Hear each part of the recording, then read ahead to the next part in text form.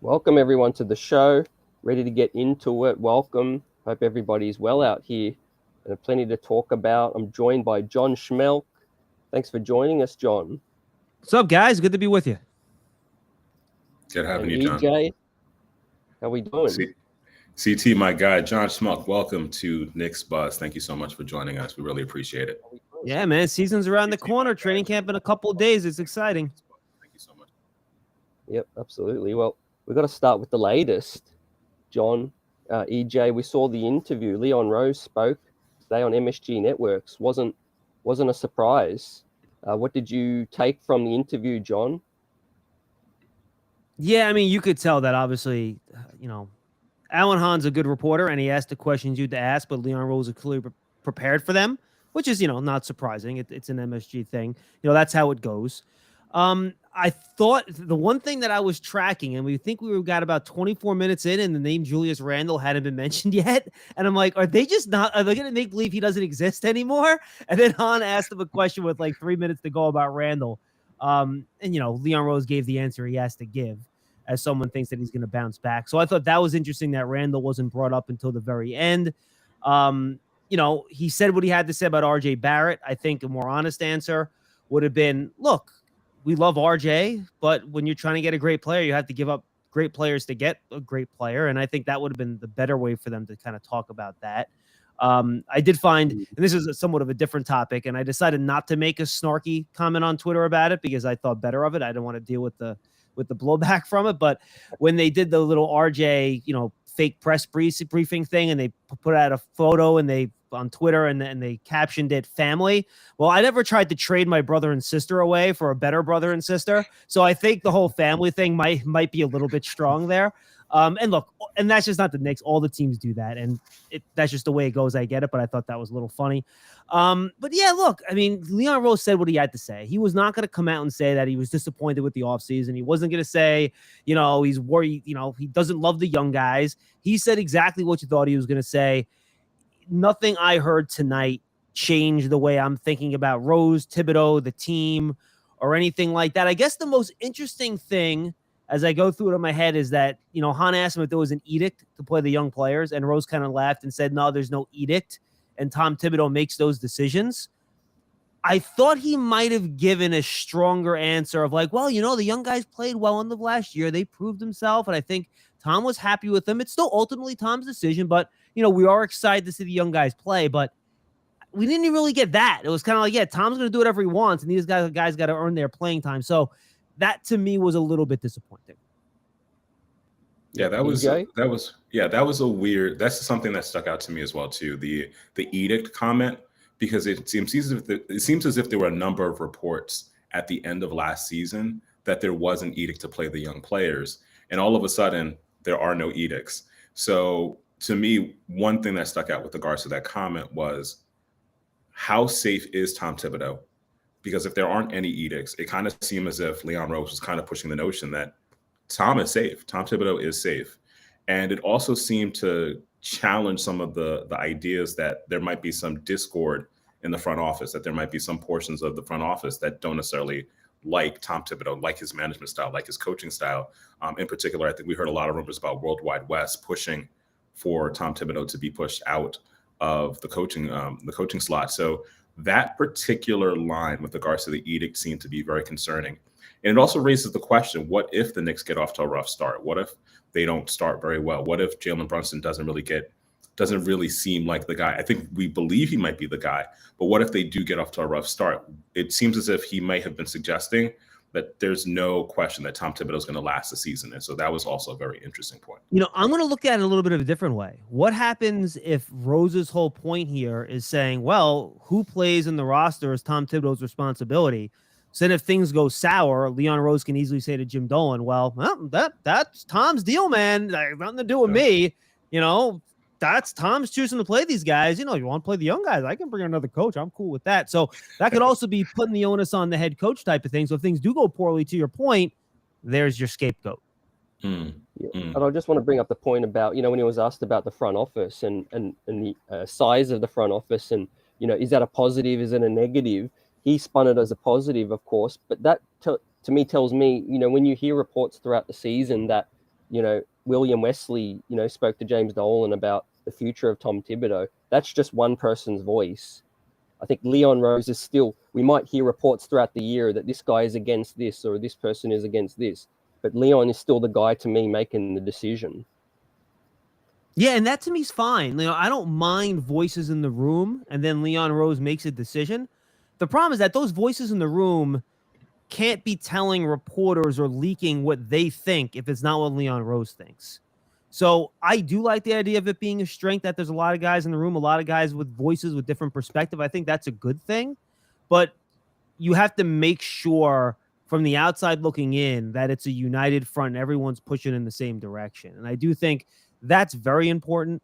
I was a little confused that he still referred to Gerson Rosas as a consultant because clearly not a consultant. More than that, if he's leading the negotiations for your superstar trade, which seems to have been confirmed by every national NBA reporter that has a clue, no, not just a consultant.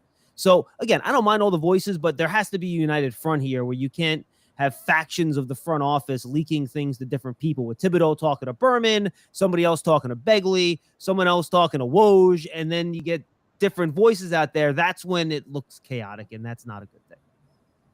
Yeah. What did you? I'm sorry. That's why I found this whole presser to be very interesting, is in that because the Knicks really don't speak very often. And you're not compelled to do this. You're not compelled to hold this, before the season starts kind of press conference, pseudo press conference. But to actually hold it and to really seem to address some of the chatter that happens with Knicks content creators, with the Knicks beat writers, some of the discussion points, and everything was a positive spin. Everything was a positive spin to almost address the talking points that people have been talking about for the last 3, 4, 5, 6 months, but not to actually really address the meat of some of these concerns. For example, is there discord in the front office? The clarity of roles in the front office, who actually does what? So it was very interesting to me that he mentioned the titles, but there seemed to be a lack of clarity of who does what specifically, with the exception of Walt Parent, who got the ultimate shout out of being a great scout. But everyone else, there was these kind of vague, ambiguous roles. What do they play? And the fact that it seems as if Tibbs is safe for this season. Yeah, I don't know if Tibbs is safe for the season. If he has a really rough first half, I would not be surprised if a move is made, because look, you know how it goes, right? The GM usually gets 2 coaches. Mm-hmm. So if Dolan's unhappy, and I think James Dolan has been pretty patient. I don't think he's a big problem or a factor right now. I think he's kind of left Leon Rose to his own devices, to be honest with you. But it's going to be the coach that goes before the GM. When that trigger has to be pulled, I don't know. But look, I was happy they did this. I think you got some insight as to what they were thinking. I think it's better to do it than to not. I'd much rather have, the media asking Leon Rose questions, because they are going to do more serious follow-ups and press him on those issues. And, frankly, Alan Hahn might have done pressing follow-ups, and MSG might have edited them out. So I'm not putting this on Alan. Alan does a great job. He's very good at what he does. But, this is an MSG production. They're not going to, fry the president of the organization on their network. It's just something that's not going to happen. So, look, I think there were things to follow up on, a couple things I would have liked to ask. If I was in that chair, things I would have asked directly. Did you ever offer 3 first-round picks in RJ Barrett, or 3 unprotected picks in Barrett? Did you offer 3 unprotected picks in Grimes? Do you believe RJ Barrett can be an all-NBA player? Because if you do, why would you offer him even 2 unprotected first-round picks if you think RJ can be an all-NBA guy?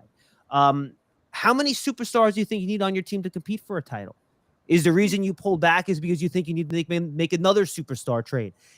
He talked about different facets of improvement, different facets of the plan. I thought they could have gotten into some more details as to how Leon Rose thinks you have to build to become a champion, right? How many stars do you need? How patient are you going to be developing the young guys? Are you okay, not making the playoffs for 2 more years and drafting 2 more years with all these extra picks and, taking a long view? So those are the things I would have liked more answers to, just in terms of team building strategy, that I don't think, we got some vague things about player development, blah, blah, blah. But I don't think we got enough of the meat and potatoes there to have really more of an idea of where Leon Rose is heading here, except that he said, look, I'm still open to making more trades, but we still never really got down to why they didn't make this trade. why was the Mitchell trade not right? And I know Rose can't talk about a player on another team, but he talked about it in vagaries. So I think, that's what I kind of wanted out of this, why they passed on this. And I don't think we got a great, even close to a specific answer about that.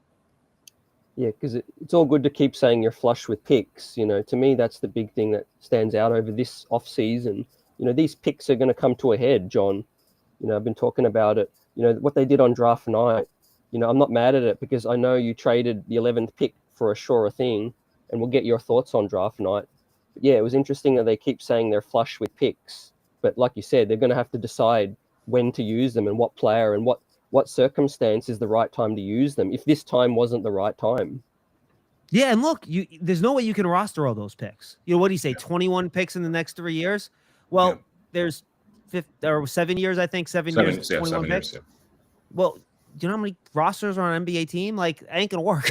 It's just, just do the math. It's not going to work. So there has to be some consolidation of some type at some point in a trade.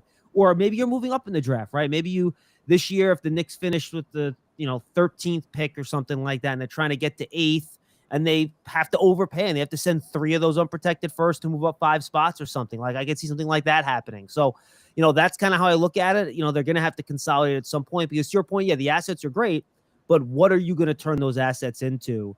And picking, 10 times between picks 14 and 22 or 14 and 25, let's say, in the next 7 years, like, yeah, you might find, some good starters, even maybe, a few good role players. You're still probably not going to find a superstar in that group. And that's really the whole point here, right? In the NBA, you need a superstar to win. And right now, the Knicks, in my opinion, have 0. And I think as much as I like these young guys, I don't see a superstar all NBA caliber player currently on the roster. In my opinion, a lot of people think RJ is. I'm not there with him. I think he can make an all-star team or 2 or 3, but all NBA, don't know. I'm not sure he's going to get there. And I like Brunson, but I don't think he's ever going to be an all-NBA guy either. Maybe he'll be, the last guy on all-star team, something like that. Good young pieces, but I don't think they have anyone that I would consider the best or second best player on a very good team. I think that's the concern too. Like you raised a great point, John. What are the point of the picks? What are we doing with the picks? Because like you said before, you can't roster all the picks. And then the other thing too is that if you're very satisfied, and it's one of the things that he said during the press conference, the pseudo press conference, and that's how I'm going to refer to it the entire show. If you're happy with Grimes, if you're happy with RJ, if you're happy with the signing of Brunson, if Julius is going to be here, I don't think he's going to be here, but if he's going to be here, what do you do with those picks? Those picks they're not going to have time to. It's one of the Obi crisis problems is that there's not enough time for Obi. So if you're going to have these picks, these 21 plus picks in the next 7 years, and Jalen Brunson is going to be here for the next 4 years, conceivably, you're not drafting a point guard. If Q Dot becomes a good player, you're not necessarily drafting a 2 or a 3. So it's almost as if like there are things that were clearly left unsaid that for me as a huge fan, it left me unsatisfied with the totality of that presser. Yeah, and look, Leon Rose wasn't going to give you what he didn't want to give you. I mean, that's just kind of what it is. Even if he was a regular press conference, he might have just dodged those questions anyway. And look, this is not me killing the Knicks for not making the Donovan Mitchell trade. I understand why they didn't make it. And quite frankly, if the final price would have been 3 unprotected first plus RJ Barrett plus more, yeah, that's probably too much. And I don't think I could have made that trade either. And I was more on the pro Mitchell deal side of things than most people were. I was willing to do, 3 unprotected picks and then a bunch of a couple protected ones, swaps.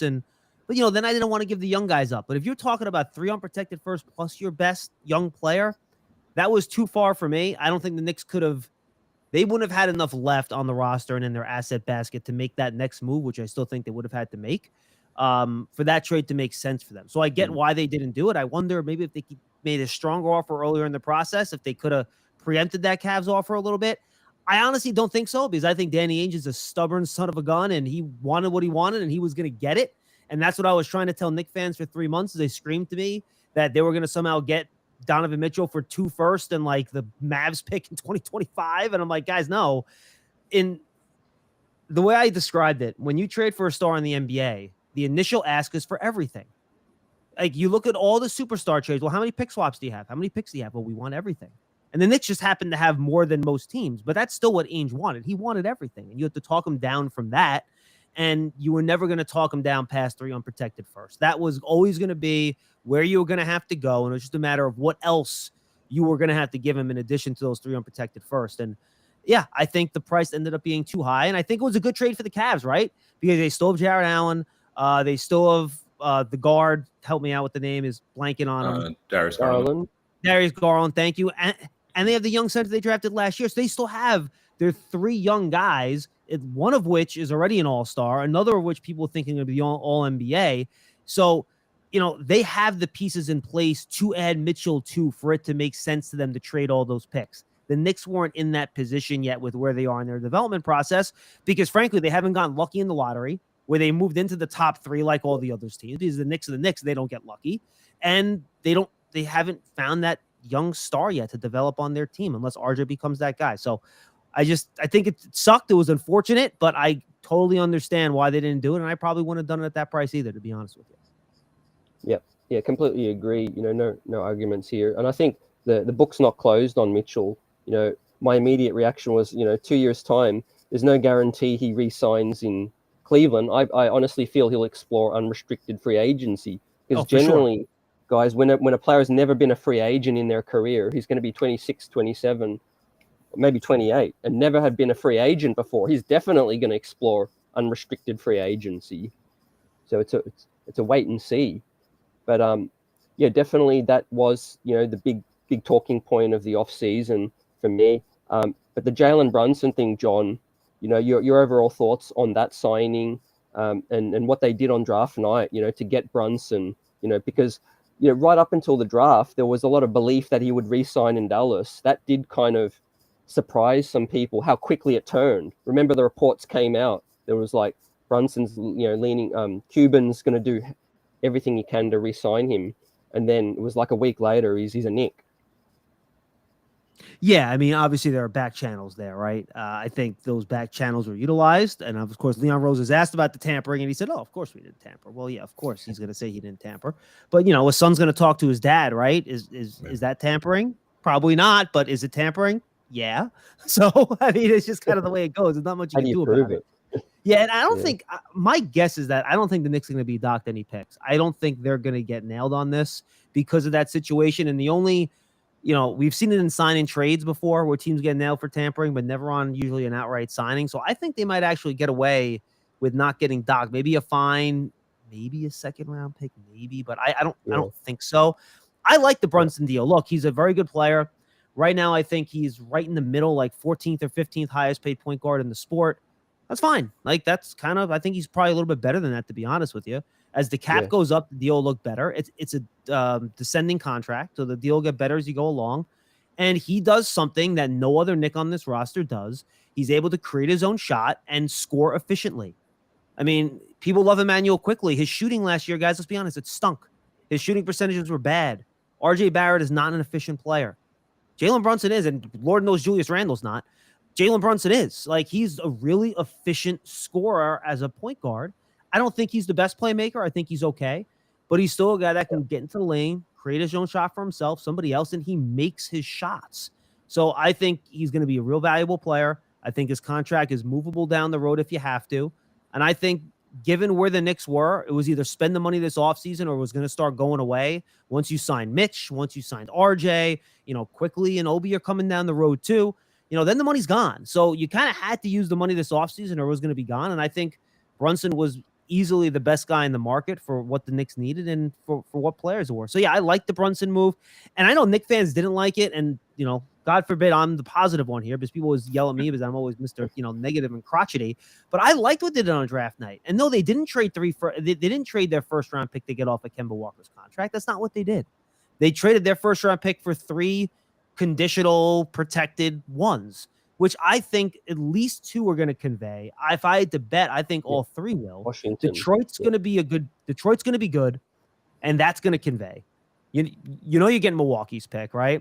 And then Washington's the only one you don't know about. But, they're kind of always on the fringe of the play-in.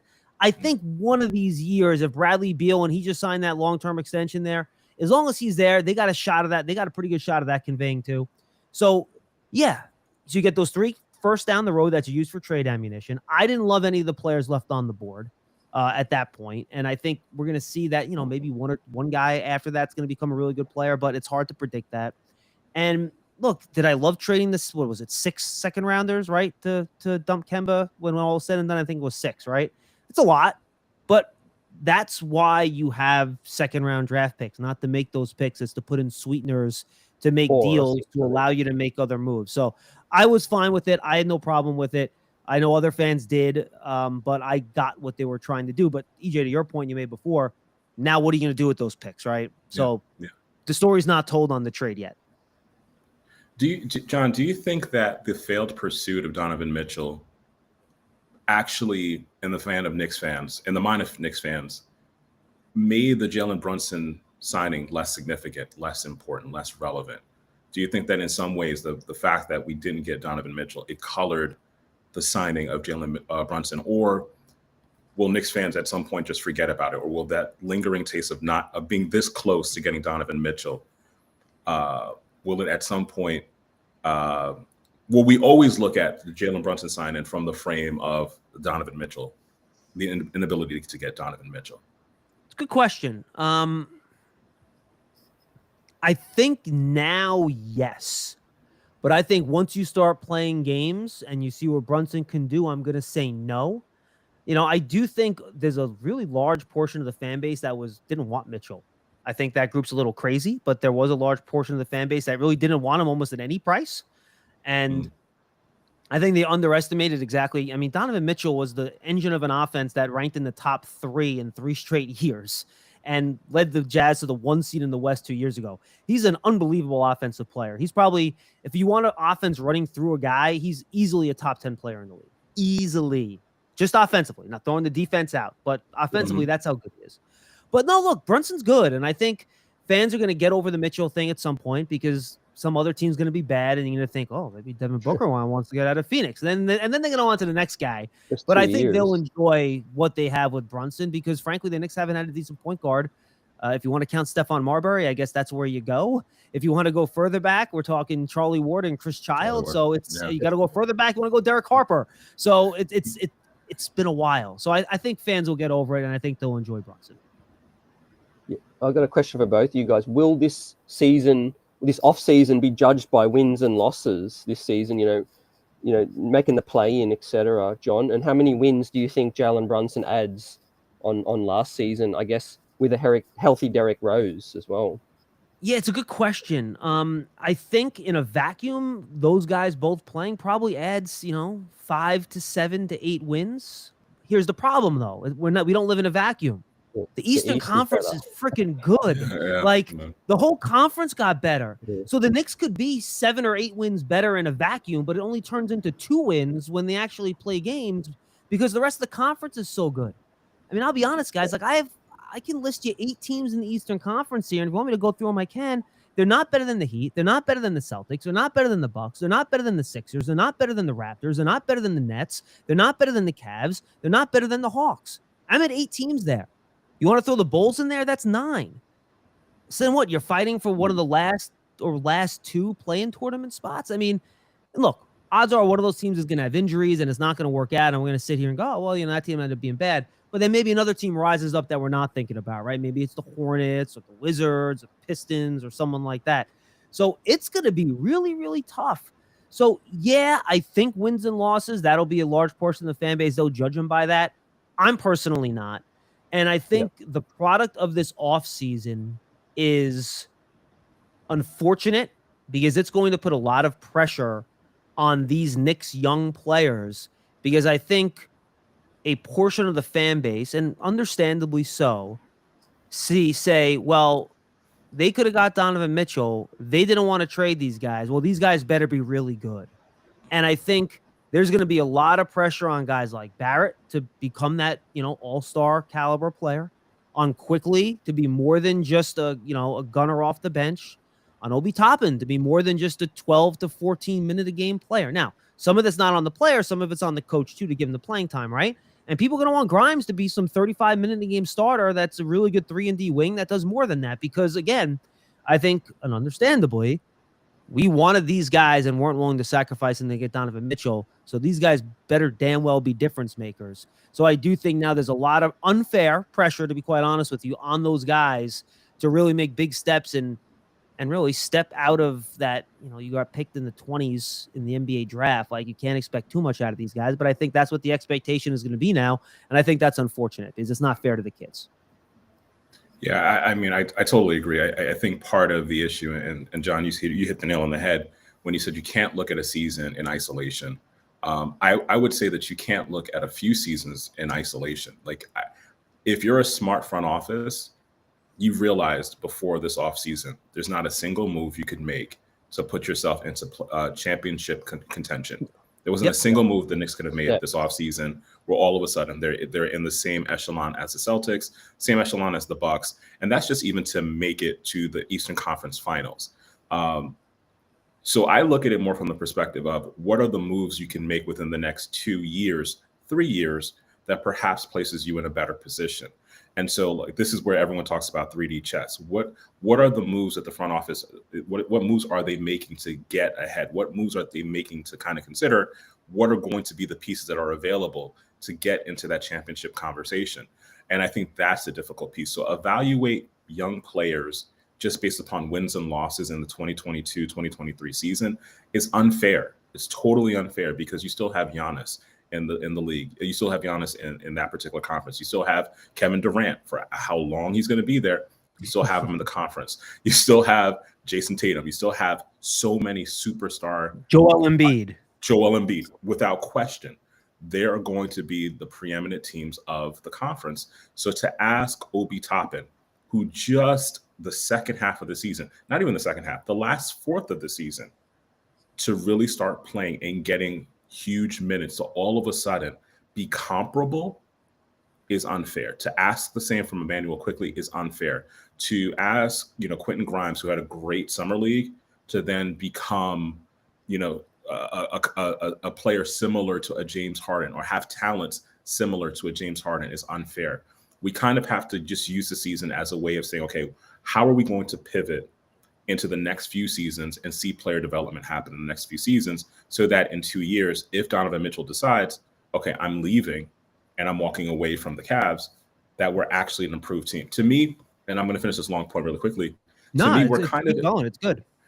To me, we're in the position that the Brooklyn Nets were in prior to the arrival of KD and Kyrie, where you're trying to create a culture that is attractive, it's sexy. You're no longer a laughing stock on the national basketball scenes. You're a consistent team, so that you actually are you're leveraging certain positions. You're leveraging a front office who's known for making savvy moves. You're not going to be duped into making bad moves, which Andrea Bargnani. We're not doing the Andrea Bargnani again anymore. We're not going to fall for these bad moves again. So I think it's about not only the players improving, but also the front office as well improving. The front office becoming gelled and then like understanding roles, understanding how to run a front office and becoming the Sam Presseys, becoming the Masai Ujiri's, becoming the Danny Ainges, so that you have that maturation on both levels, so that in a couple of years, we're a team to be reckoned with. Yeah, and look, and I think you have to be pretty specific in how you do things too, right? Like, Jaylen Brown, because of his contract, is going to hit free agency in 2 years. Like, you got to position yourself to have a shot at him. However you got to do it, you got to do it. To your point, you made, exactly. To your point earlier, Donovan Mitchell's not re-signing with the Cavs unless they're a legitimate title contender. I don't think he's going to re-sign there. So in 2025, be ready. Figure it out. I know right now it's not an easy road, but Leon Rose, figure it out, because we just went through with the Mitchell trade, right? Trading for 2 stars, you're just never going to have enough to do that. It's too hard. There's not enough picks and players in the world, unless, again, and a big part of the season, I think, is having the young players play better and play enough to up their value so they're more valuable trade chips too. I think that's part of this equation as well. But, you're going to have to figure out a way to get a star without unloading a treasure chest to get him. And you do it in one of 2 ways. It's either you draft one or you sign one in free agency outright to add to what you have. So they have to figure out a way to do one of those 2 things in addition to that eventual trade for a star, which I still think is going to happen. Leon Rose will pony up. He'll make the deal. But it has to be that plus either a drafted, developed player in-house. Again, maybe that's RJ Barrett. We'll see. or it has to be signing a free agent like a Mitchell, like a Jalen Brown, or someone else that's going to be a free agent when the cap jumps in 2025, and then we'll kind of see where they're at. You mentioned, being prepared. I'm sorry, I'll just say real this. quickly. Yeah, and that's the big point too, like the cap jump as well too, like in 2025, like that's a big point. That's the other one I wanted to just throw in there as well too. Sorry, CT, go ahead. Yeah, no, definitely on point. Yeah, like John said, being prepared for contracts outside of your team, but being prepared for the contracts on your own team. We know when Emmanuel Quickley and Obi Toppin are going to have to be paid in 1 year's time. So what are you doing that's not counterproductive to that, and making actions in place accordingly. And with that said, John, what did the Knicks do this season with Julius Randle? Coming into this season, Julius Randle, Obi Toppin, what would you do if you're Leon Rose? I think that's the best question. Can I go back in time and tank in the season 2 years ago and not sign Julius Randle to the extension? Is that an option here? No. I we would have done it. We would have beat you to it. Look, honestly, and my working theory now is that COVID 4-seed year is the worst thing that happened to this franchise. And I know a lot of fans enjoyed the ride, and so did I. I had a lot of fun watching the team that year. But I think it made them believe they were further ahead than they actually were. And, and frankly, look, I understood what they did last summer. I got it. Like, you can't tear down a team that got the 4th seed and purposely get worse. Like, you can't do that if you're a front office and you're Leon Rose. And I get it, but the Knicks were just put in a really tough spot because they overachieved so much that year. And then you felt obligated to bring a lot of those guys back when probably long-term, well, we know now it wasn't a good idea, but even back then you could probably figure that a lot of those guys did overachieve. So what do you do with Randle now? I think you try to rehabilitate him. And I do think as much as fans want him off the roster right now, it's going to take at least 1 first-round pick to get him off. If not, if it's unprotected, if they're protected picks, maybe 2. And I don't think getting him off the roster is worth reducing your pick haul. So I think, and look, I don't know if this is possible, but you hope the guy gets his head screwed on right, that whatever those negative thoughts that were going through his head last year to make him act the way he did and, not try as hard on defense and be unhappy when the team won a big game because he didn't get a lot of minutes, but the young guys did. And just his general terrible attitude, at least outward facing attitude that the fans and we could see, and hope he fixes that and hope he learns to, the offense doesn't have to run through him, be more of an off ball player. Is he capable of that? I don't know, but that's what they're going to try to get him to do. So he at least becomes a neutral asset. So you can package him for just a different player, a different position that fits better on your current roster. So to get Obi more time, right? To, whatever. That's your only road here. It's not a great answer. I don't love it, but I don't see any other option, to be quite honest with you guys. I agree. Before I kick it to EJ, I would say this, do what you said, rehabilitate him, but be more flexible using him with Obi, And we'll probably mention this later in the show, but I really want to see Obi Toppin play more 5. I believe the NBA is about mismatches. He played the 5 at college, and I don't understand why he's not even thought of to be a 5. Yeah, yes, a big man could be a mismatch, but he would be a big mismatch on a big man too, EJ. Yeah, and also like with your IDCT, it opens up the floor more. Like my big fear, you're going to have a left-handed dominated lineup. That probably will be Brunson. We don't know who the 2 is going to be, but RJ and Randle and Mitch. That's Knicks love lefties, man. Leon Rose loves the lefties. But the other concern too is that aside from like this stacked lefty lineup, like maybe a lack of shooting, the other thing too is like I'm concerned, and I want to hear John's idea on this.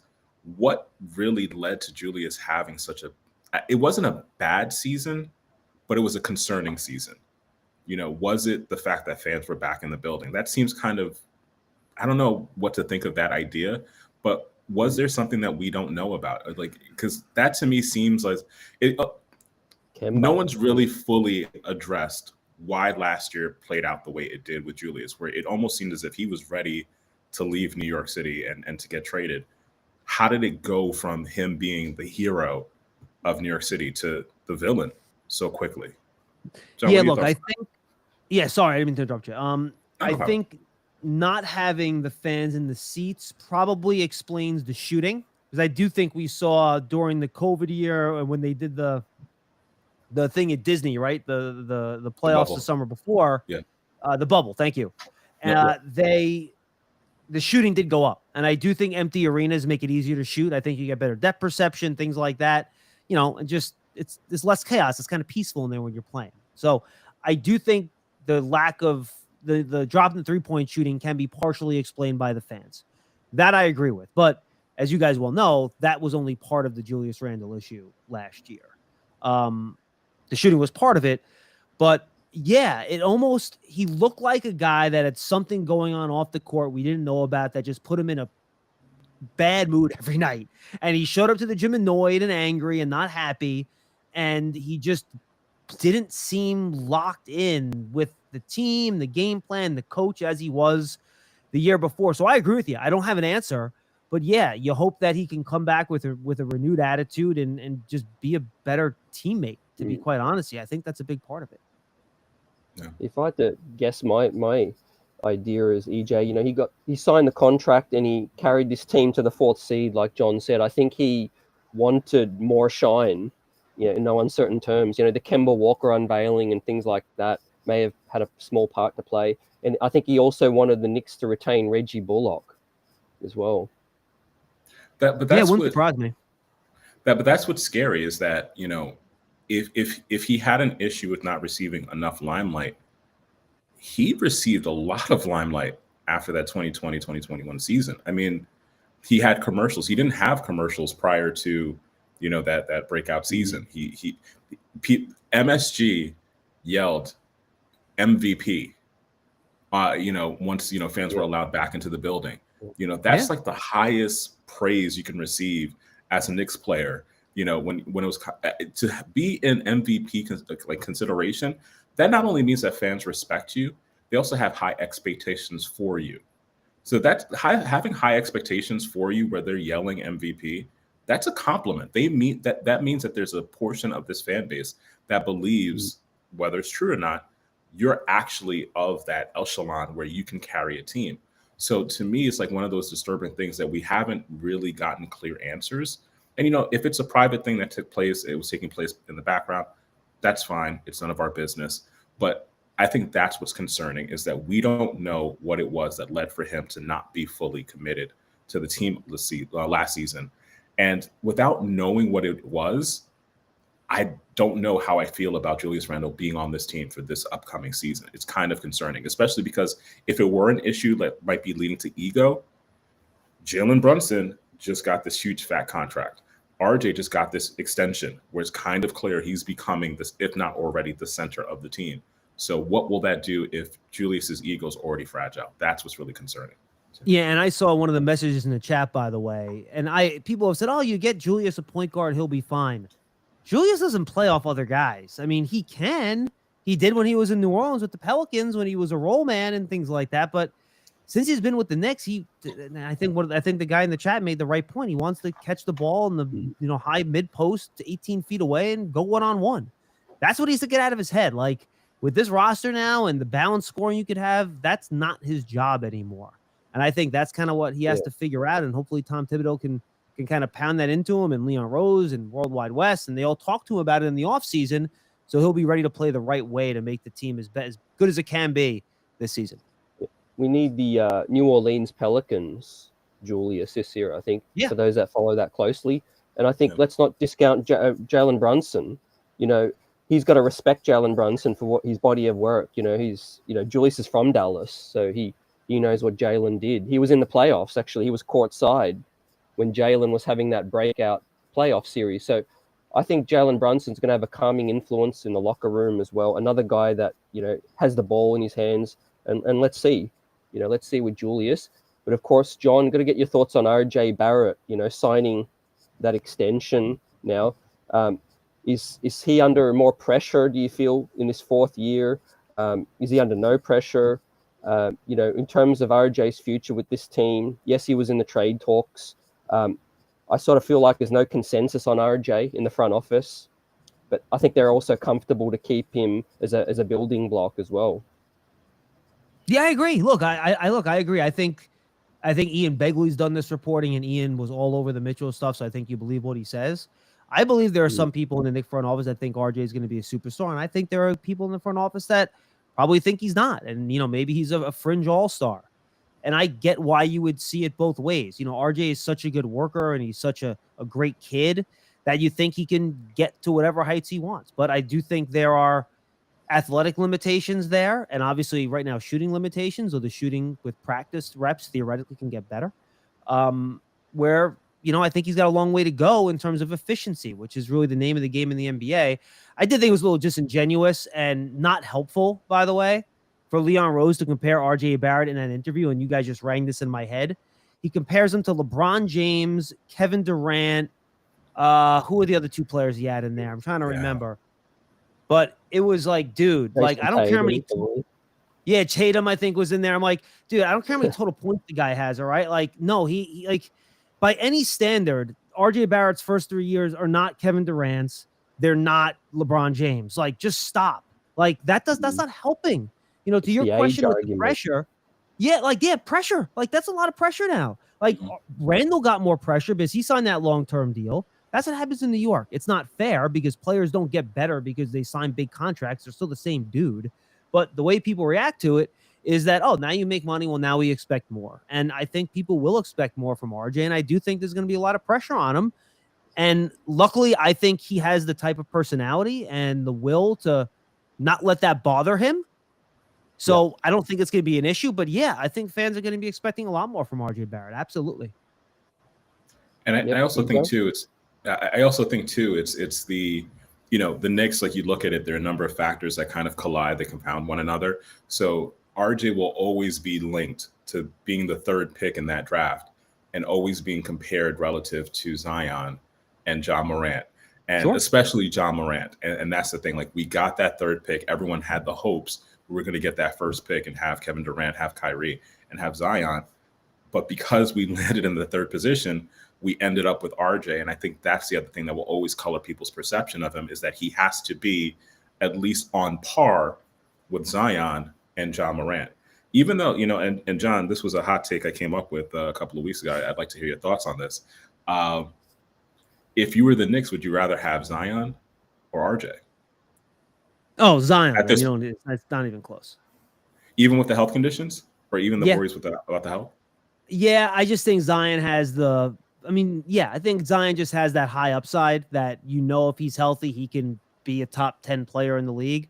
And I think that's worth the risk that, to your point, is inherent in Zion, weighing, 300 pounds or whatever he's at now, 270, where there is a health risk there. But I do think, I think the best way to think about it, look at the contract Zion signed and look at the contract RJ signed. And I think the value there becomes pretty obvious, right? I think it can flip very quickly in a year or two, the contract of RJ's value versus an availability.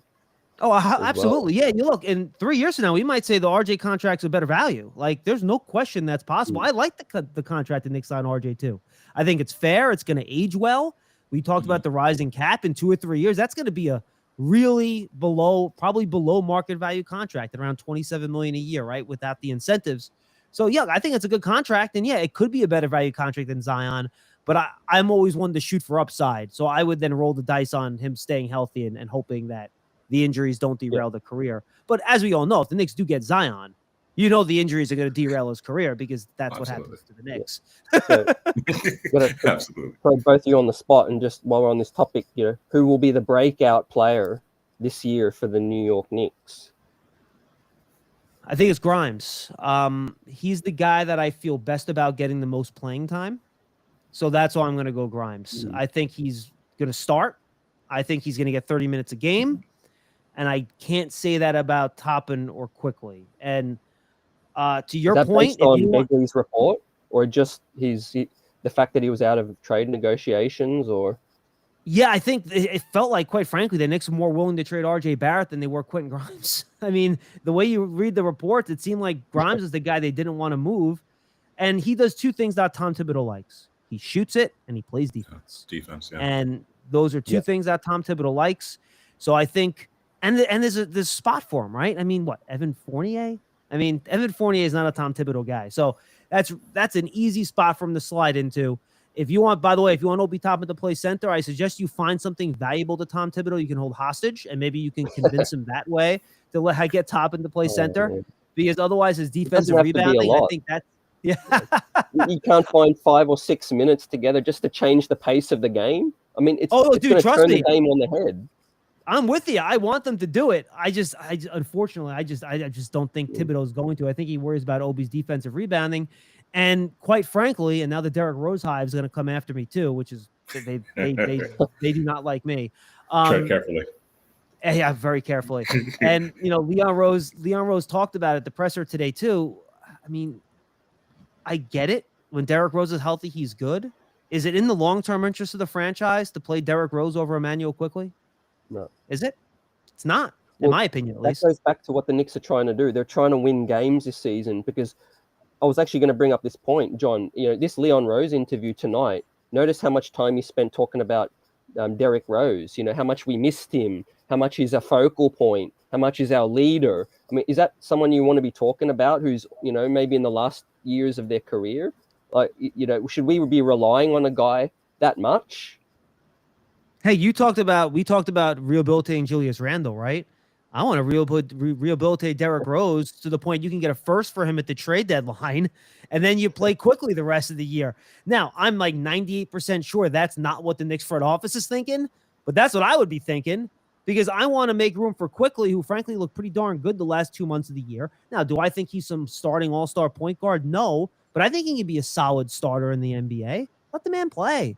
If Rose has a good first 3 months, ship him to a contender, try to get another protected first-round pick back, and then you rock and roll with the guys that you have, because, we've been kind of talking about this with the picks. There's just too many guys at the end right now. Like, there's not enough minutes to go around, and you have to know what you have in these young guys so you can proceed with your next superstar trade with as much knowledge as possible, and you have to increase their value so other teams want them to execute one of those trades. So, unfortunately, I think we're going to have a continuation of all the screaming and yelling on Twitter that we had the last, 4 months of last year of, why are these veterans playing? Play the young guys. And look, I hope I'm wrong, but I have a feeling we're just going to have a repeat of what we saw last year, except for Grimes. I do think Grimes is going to play. But you do have to make sure that you get rid of Derrick Rose. I mean, I do agree with you, John, that there's a way, and I can imagine, before the trade deadline, Derrick Rose, LA Lakers, or a team like that needs a veteran presence, that needs some sort of point guard, and you get a first-round pick. Because the other reason why, too, is that if the Knicks were unwilling to part with three first-round picks, there's a reason why. It's because you didn't have enough of them, or you didn't see the value in shipping off that many assets. But at the same time, you can't hold on to a Derrick Rose if there's a possibility of getting a first-round pick. If at some point you have to get rid of Evan Fournier. Evan Fournier, to me, is like one of those contracts. You're probably going to have to attach an asset to get rid of it at some point. So if you're going to need to attach an asset to get rid of, an older player, you have to find ways of getting other assets as well too. So that means getting rid of Derrick Rose at the trade deadline, especially if we know that they're going to be fighting for a play-in spot. They're fighting for a play-in spot. Why hold on to a Derrick Rose? Why hold on to an Evan Fournier?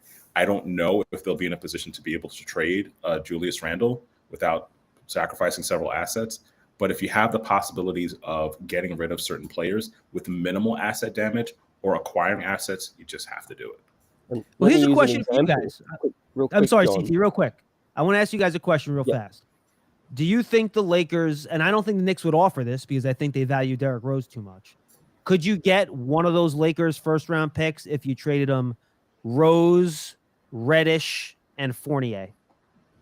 Yep, absolutely. I'd do it. I would do that trade today, wouldn't you? Absolutely. Yep.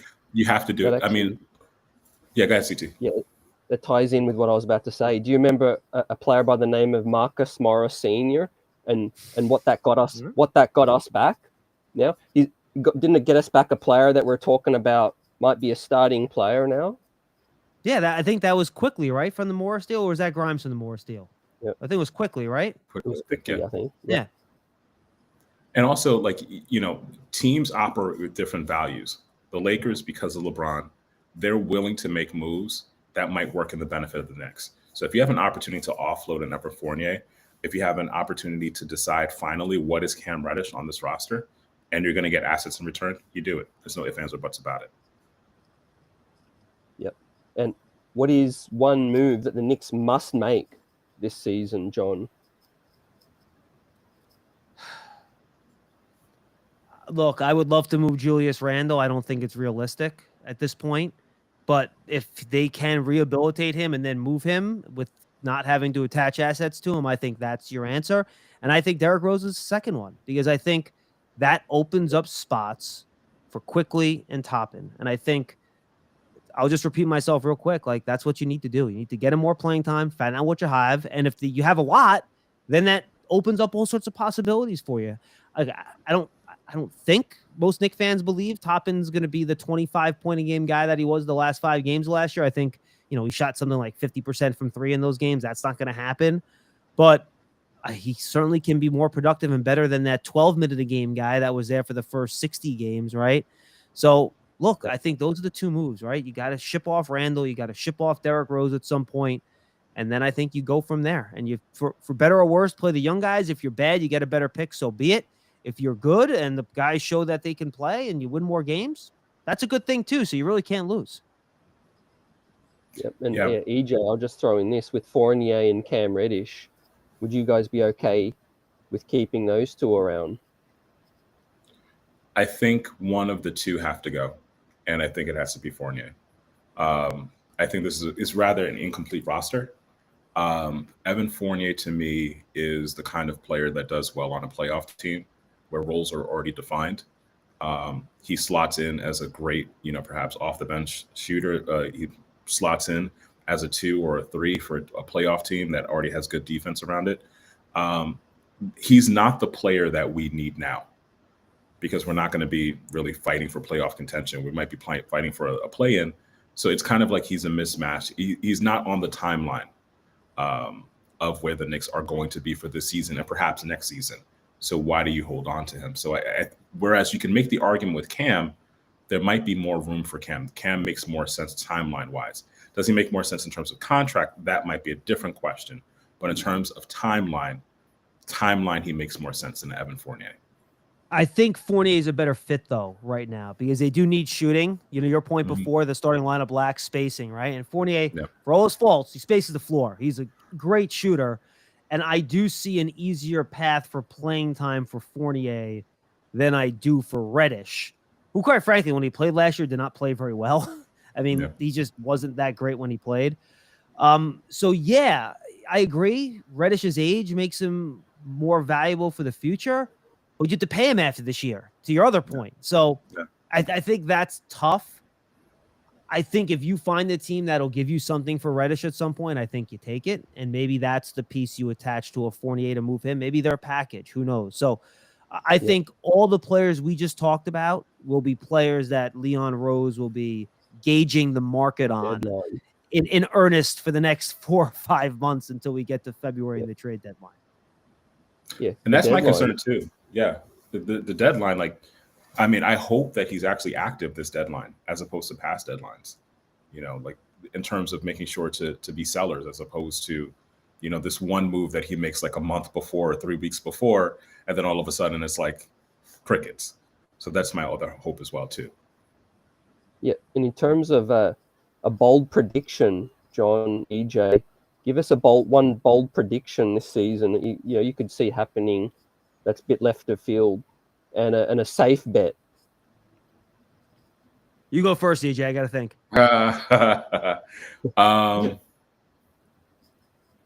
I'll give you mine because I prepared them already. Oh, go ahead, CT. So, as I mentioned on the last show, safe bet is that the Knicks will be above average NBA defense, top 15 defense this season. And a bold prediction is that I think Mitchell Robinson could be in the All-NBA defensive team conversation if he stays healthy. I'll throw one out here. I have a prediction. This is rather bold. Jalen Brunson will win one player of the week he'll win Player of the Week at least once this season. Yep, that's nice. How about, okay, what the hell? Jalen Brunson is going to make the All-Star team. Oh, I like that. I think that's my bold prediction. I think they're going to put the ball in his hands a lot, and they're going to let him roll. And they're going to let Jalen cook. And I think he's going to, you know, the efficiency might drop a little bit, but I think the points will go up enough where, you know, he's going to have a big role. And I think another thing we haven't talked about is I think RJ Barrett's points per game is going to go down. I think he's going to score fewer points per game, but I don't think that's a bad thing. You know what I mean? I don't need him to be a volume scorer that shoots a poor percentage. Like if RJ averages 18 points a game but shoots 48% from the field instead of 43, yeah, I'll sign for that now.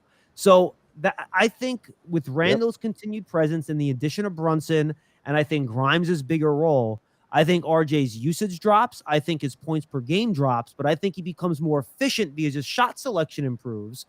And by the way, I think he becomes a better defensive player because he's not being asked to do as much on offense. Because I think he has a good defender inside of him, but last year we didn't see that guy enough because I think he was, you know, being asked to do too much on offense. So I think his points production goes down, but I think it's good because what it means for the rest of his game. So I don't know if that's a safe bet or a bold prediction, but there you have it.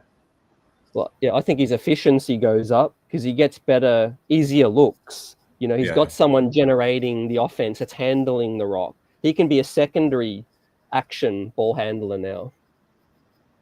I actually, you know, John, when you mentioned this before, I was going to say that Jalen Brunson was probably going to be the breakout star or the breakout player of the Knicks this season. And I think for all the factors that you mentioned, I think that there's potential to unlock something with Mitch. Again, this is not going to be Alec Burks. There's not going to be Alec Burks running the point for the lion's share of the season, which limits Mitch's ability to score, Mitch's ability to be an offensive threat to the extent that he can be an offensive threat. It reduces the pressure on RJ. It might better define, despite whatever he wants, it better defines Julius Randle's role within the offense. And if we still hold on to Evan Fournier, you have an Evan Fournier who probably gets better looks in better spots because he's being set up by a real reliable point guard. So I think just by his presence, he will be the breakout he'll be the breakout player of this particular season, because there will be many nights where you'll feel confident having the ball in Jalen Brunson's hands, as opposed to last season where it could have been, you know, Alec Burks. It could have been Emmanuel Quickley as a young player. But I think that there's just something that's going to be incredibly different this season with having a reliable point guard. And end of game scoring and decision making. I mean, how many times at the end of games last year did they inbound the ball to somebody and it just was a disaster? Like, you trust Brunson to make, like, even RJ's game winner. Look, it was a prayer, right? I mean, it was a fading three that banked in. It was great, but it was a prayer. But otherwise, they're dumping the ball to a guy like Julius Randle. Like, you trust Brunson in those spots to make the right play. And I think that's going to make a big difference in some of these close games, wins or losses. Yeah. Yep. Fewer turnovers. A few nice ones from the chat. You know, Emmanuel Quickley, 6th man of the year from Felicia. I like that one. You know, there was talk from Ian Begley this week, gentlemen, that, you know, Emmanuel Quickley is expected to have a larger role. And to me, automatically thought Derrick Rose. Like, for that to happen, how does Emmanuel Quickley just suddenly have a bigger role without Derrick Rose being connected to that? Yeah, they're connected. And I don't know, like, Tom Thibodeau loves him some Derrick Rose, dude. Like, no one have someone in your life that loves you as much as Tom Thibodeau loves Derrick Rose, and you'll be a happy guy. So I don't know. I'm with you, CT. I don't know how that's going to work. And let's talk a bit about X's and O's, gentlemen, if you've got a bit of time still. Yeah, sure. You good, John? Yeah? Mm-hmm, X's and O's in terms of give us your fun closing lineup, and give us your starting lineup as well. And maybe a rare lineup that you'd like to utilize throughout the game, like I said. All right, I'll give you my fun lineup. My fun lineup, and this will probably never happen, Mrs. Thibodeau. My fun lineup is Obi at the 5, RJ as the small ball 4, Then you throw in Grimes quickly. And who's my fifth guy in that spot? You can throw Derrick Rose in there. You get a really athletic group that runs up and down and can shoot it and spread the floor. That could be a really, really fun team. You put those 5 out there. I'm not sure you're closing games with that group, but you want to really have some fun and fly up and down the court and run and score. Yeah. That's fun. Up in Denver. We actually played really fun in Golden State, in Denver. Remember some of those games out west? You played pretty fast. Yeah.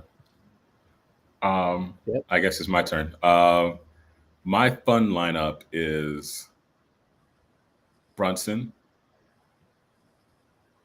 Oh, I forgot about Brunson. I'm sorry. I put Rose in there. Brunson for Rose. I totally forgot about Brunson. That's my bad. Yeah, sorry, dude. It's Brunson, Grimes, quickly, Obi, RJ. That's my 5. I can't believe I forgot Jalen Brunson. Jesus, go ahead. Sorry.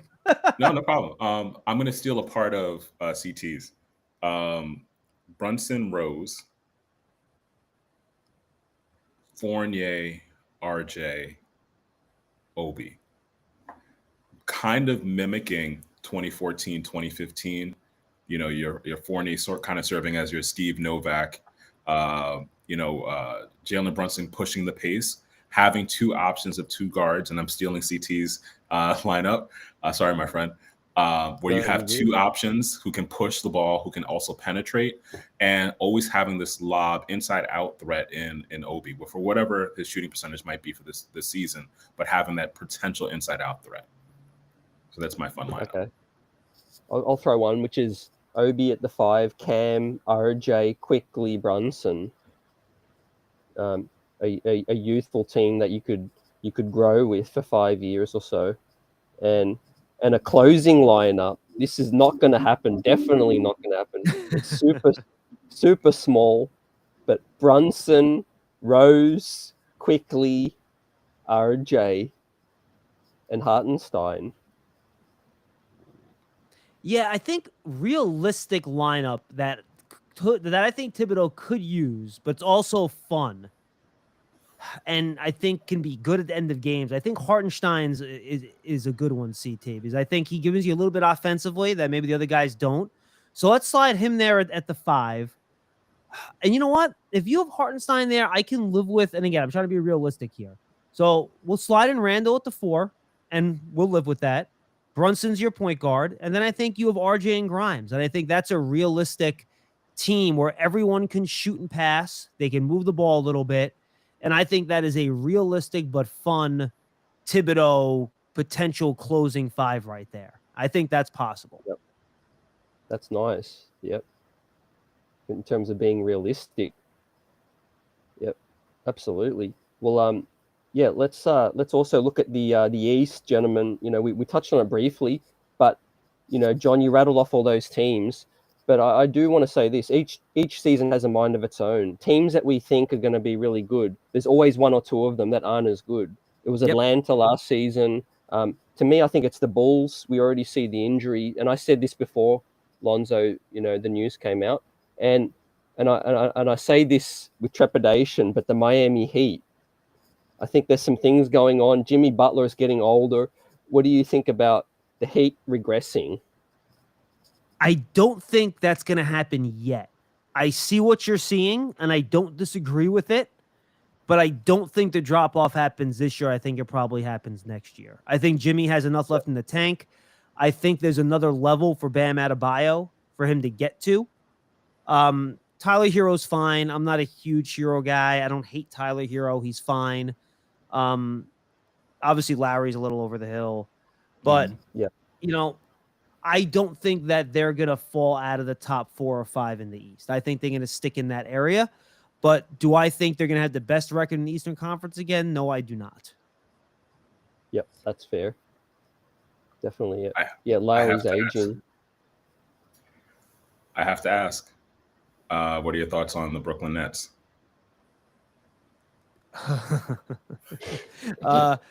To quote the great Zach Lowe, you mean the Brooklyn on papers? Because I think that's all we have now, right? Is on paper they look great, but you know, do we know when Kyrie's going to put a tinfoil hat on and do something silly? You know, is he going to like pay Jeff Bezos to send them to the moon, or, you know, Elon Musk? Like, I don't know what that dude's going to do.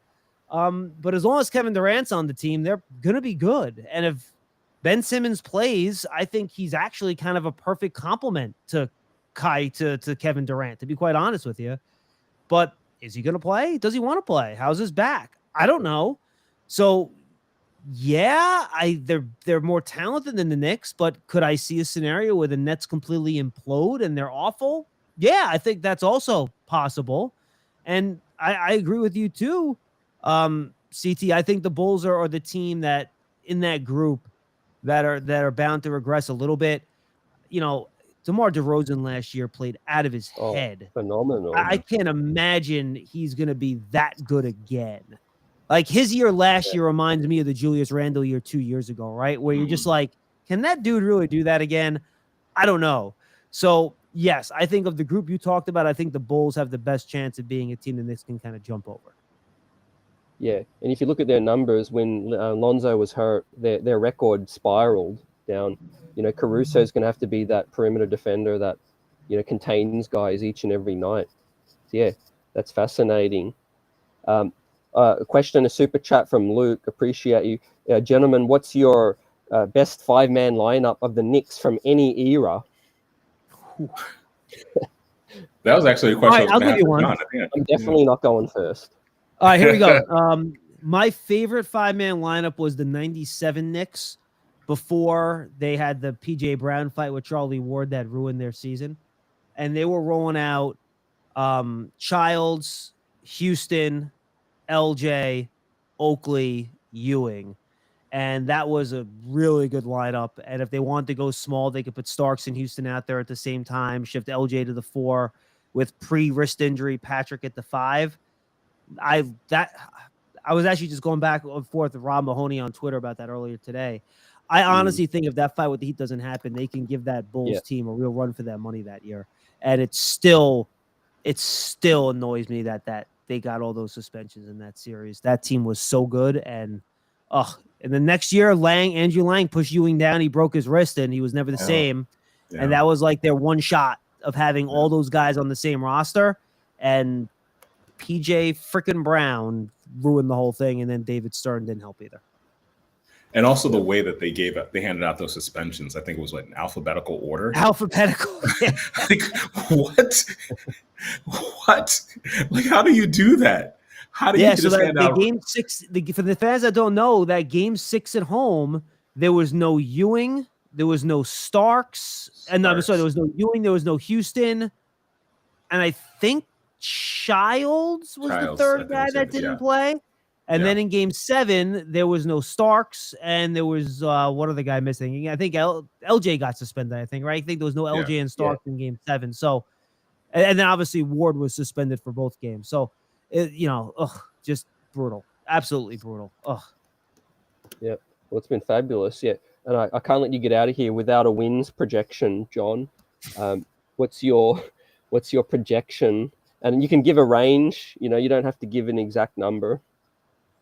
Yeah, and if after the prediction you want to hit a couple of chats or questions from fans, that's cool too. I got a couple more minutes if you want. Okay, appreciate it. No problem. I'm up. I might as well keep going. Last year, 37 and 45. They're better. The East is better. And they still won 37 games last year with Julius Randle being as bad as he was. Rose will help you win a couple of games. All right, I'm going to go straight up 500. I'm going to go 41 and 41. Okay, that's pretty nice. Do you feel like the Knicks' depth is a strength? You know, we talked about the bench. What is a Knicks' strength if there's an advantage that they may have? Yeah, look, I think they're almost too deep where you got to figure out room to play these guys. But yeah, they don't have that star. And, you know, we talked about it in the NBA. You need stars to win because of those end game situations. So Brunson's going to have to be that guy. He's the closest thing they got. But look, their weaknesses, they don't have that go-to guy that can put you on your shoulders for long periods of time.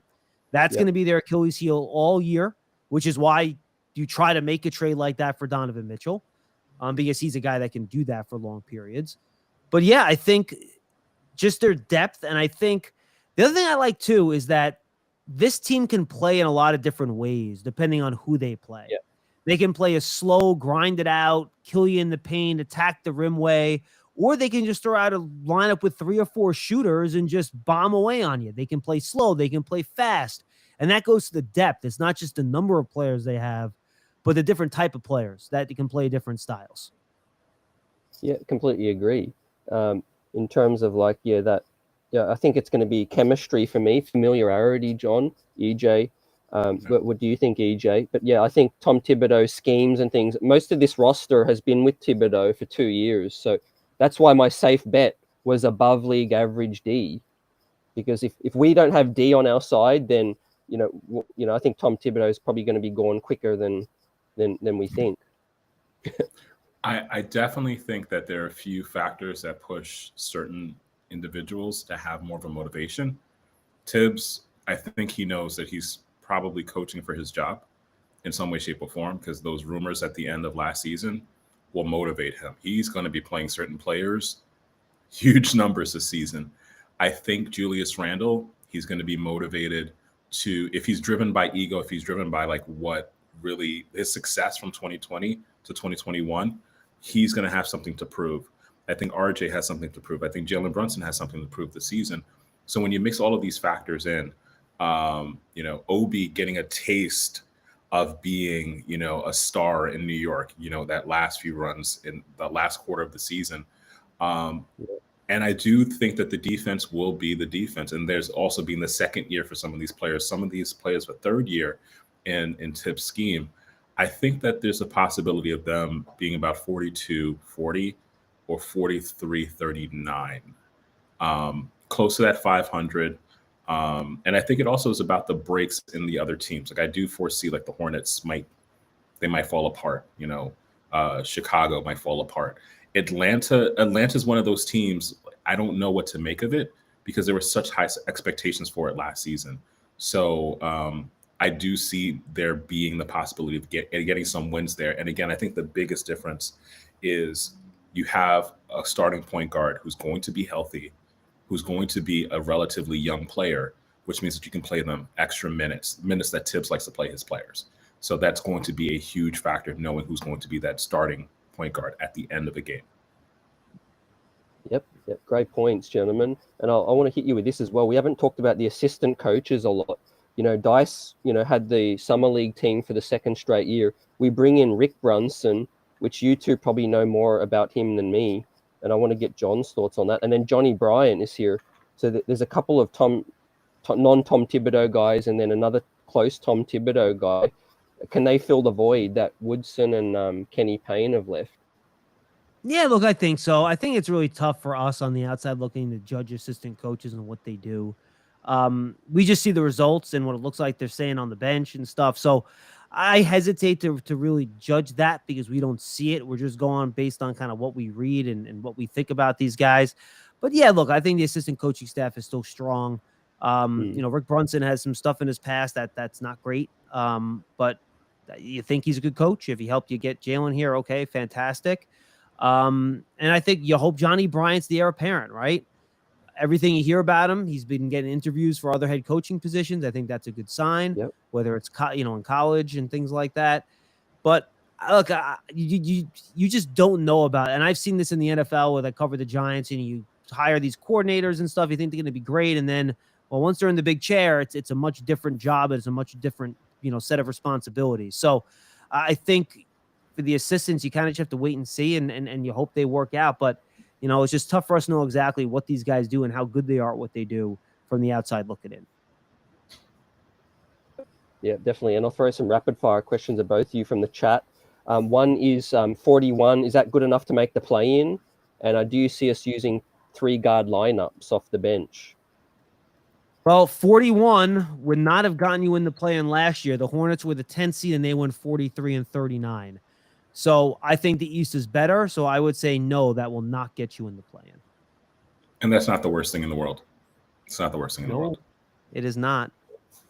3 picks this year, possibly, like John said. Washington, our own, and Dallas. Is that the other one? Yeah, Dallas and there's almost short to convey, spare a Luka Doncic injury.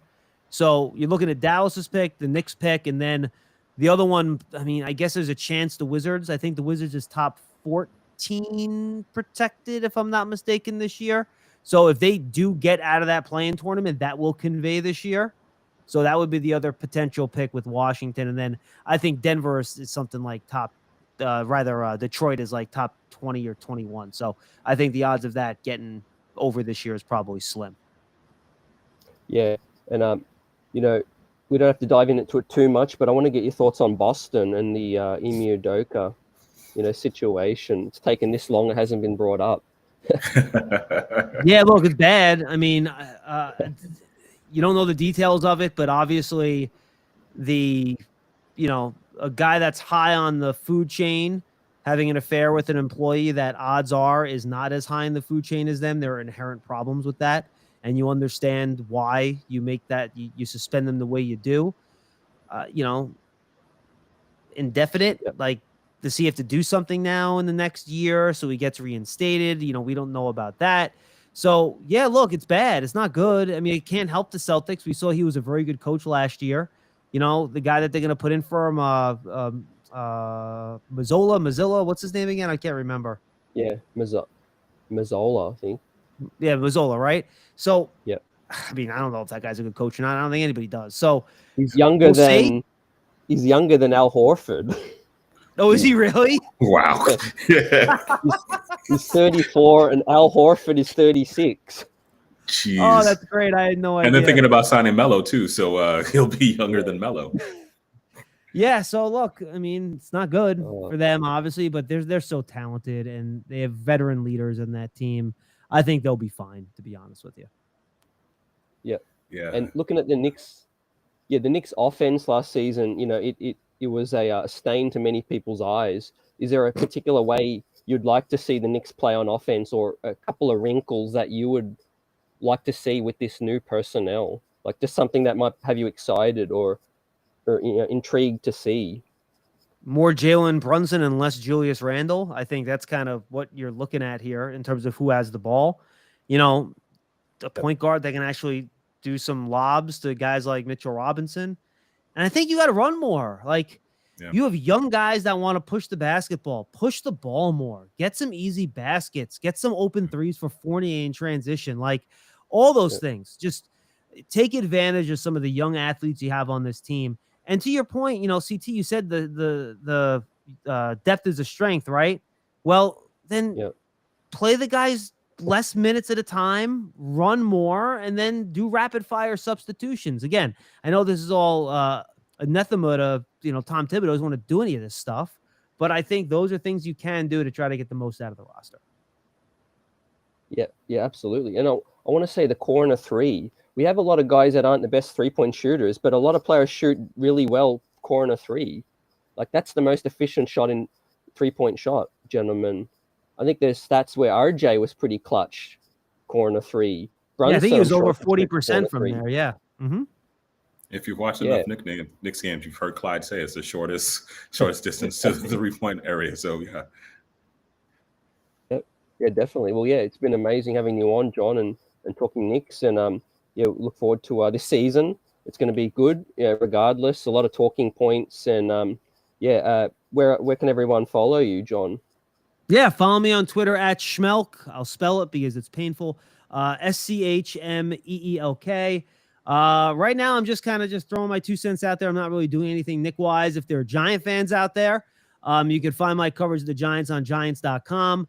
Giants Podcast Network. We're live on Big Blue Kickoff Live every weekday, 12:30 to 1:30. Then we have Giants Huddle Podcast as well. So check out all our Giants content as well if you guys are Giant fans out there. But yeah, next season's coming. It should be fun. I believe the first preseason game is October 4th, which at this point is a little less than 2 weeks away. So it's coming fast and furious, boys. Should be fun. Thanks for having me on. It was a good time. Thank you so much. Yep. Likewise, we're 2 Giant fans and a lot of Giant fans in the chat as well. So great work, and great work with the Knicks as well. You definitely got some fans in the Knicks verse. Yeah, we'll catch you soon, John. Yeah, look, man, the Knicks are my passion. I'm a season ticket holder, so I love talking Knicks, and it's just a lot of fun. Appreciate it. Thank you so much, John. Yeah, pleasure. Chat soon. Appreciate it. So, gentlemen, that was John SCHMEELK. Like you said, follow him on Twitter at SCHMEELK. And we're going to continue this chat, EJ. And we'll just take some other questions from the chat as well. But yeah, like John spelled out, preseason balls around the corner. Let's get excited. Yeah. It's I can't believe that it's almost here. As soon as here in the States, in New York, the weather turned, it became closer to a reality that basketball season is almost here. So I cannot wait for the season to start. I can't wait for the preseason to start because we spent so much time talking about rumors and possibilities of players coming over. Now it's just time for the balls to be rolled out and for the games to actually begin. So it's time now. Yep. Yeah. Facts. Absolutely. It's time. And in terms of, I want to ask you in the chat, what's something you're the most looking forward to, this season, the most looking forward to? I think, and I had some time to think about this, as we were like getting ready for this tonight.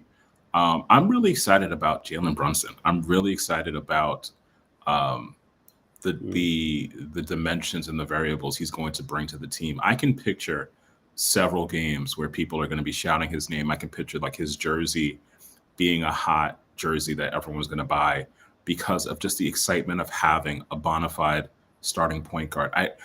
I think like if you've been a Knicks fan for more than 20, 25 years, if you're a younger Knicks fan, like if you're 16, 17, you don't know what it's like to have a quality starting point guard for the New York Knicks.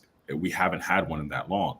So to have someone, like a Mark Jackson, or to have a Derek Harper, or to have, a Chris Childs. Like I saw some people in the chat just throw out Chris Childs and how gutty he was. Charlie Ward. Yeah. I mean, Charlie, I'll even settle for Tony Douglas. I mean, Tony Douglas was a serviceable point guard, but it had been so long since we've actually had a quality starting point guard that to now finally have one, I think that's the thing I'm most looking forward to. Like, taking the ball out of Julius's hands and, having more clarity in decision making. I'm excited about that. How about you? Yep.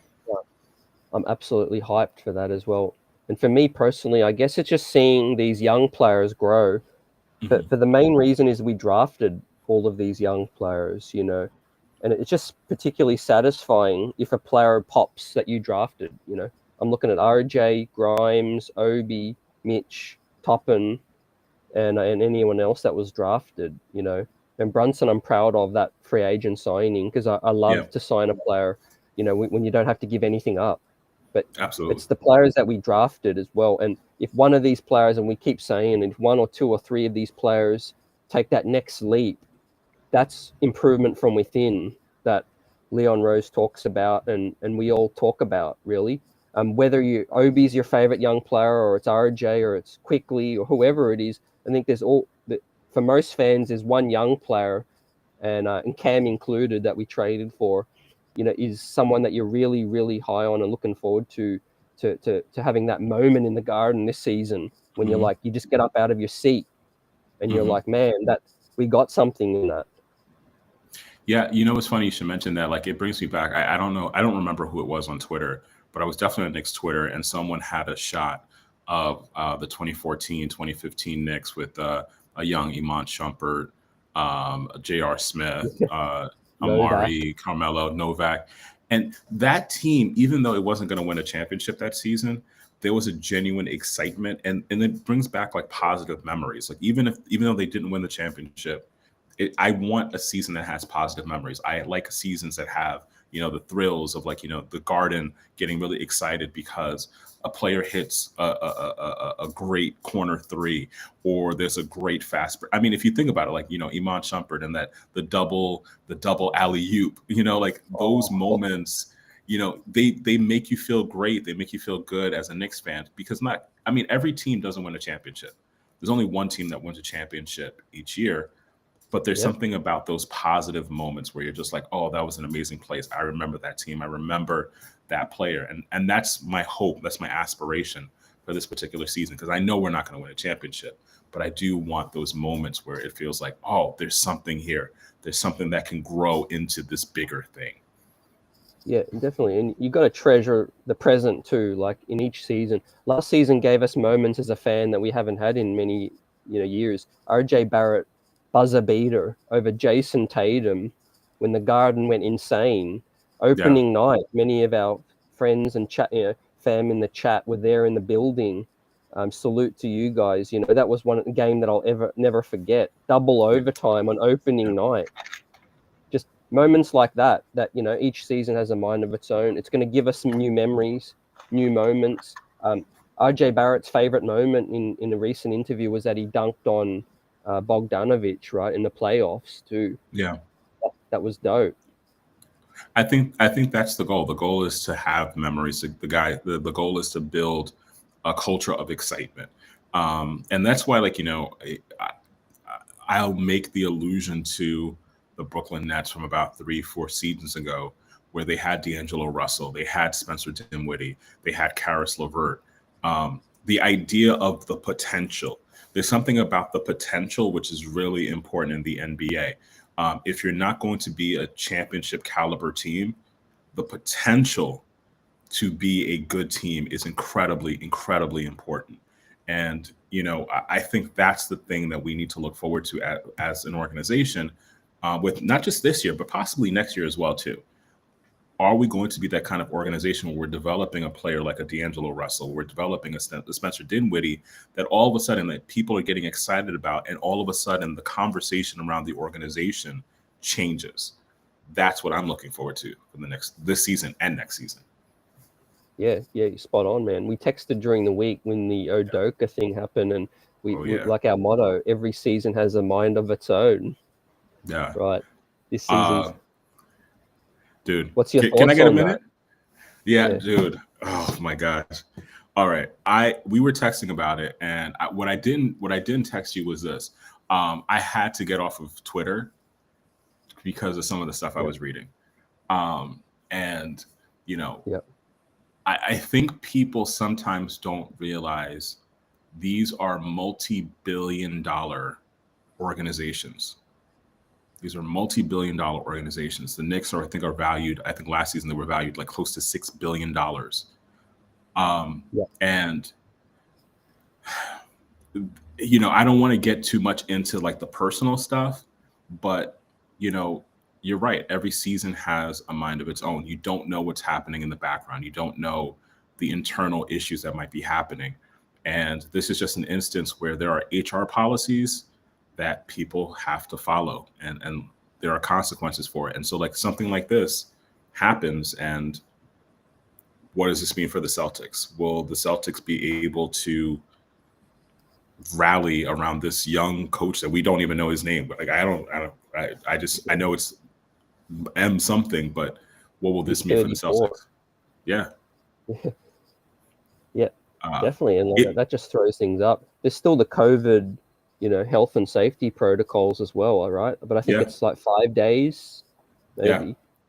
Correct me if I'm wrong, chat, as well. There's travel to Canada now, and I don't know if we've talked about the schedule too much, but is there any part of the schedule that really pops to you? Like, there's that West Coast trip, 5 games, like from November 15, when the first game is in Utah. That was national televised.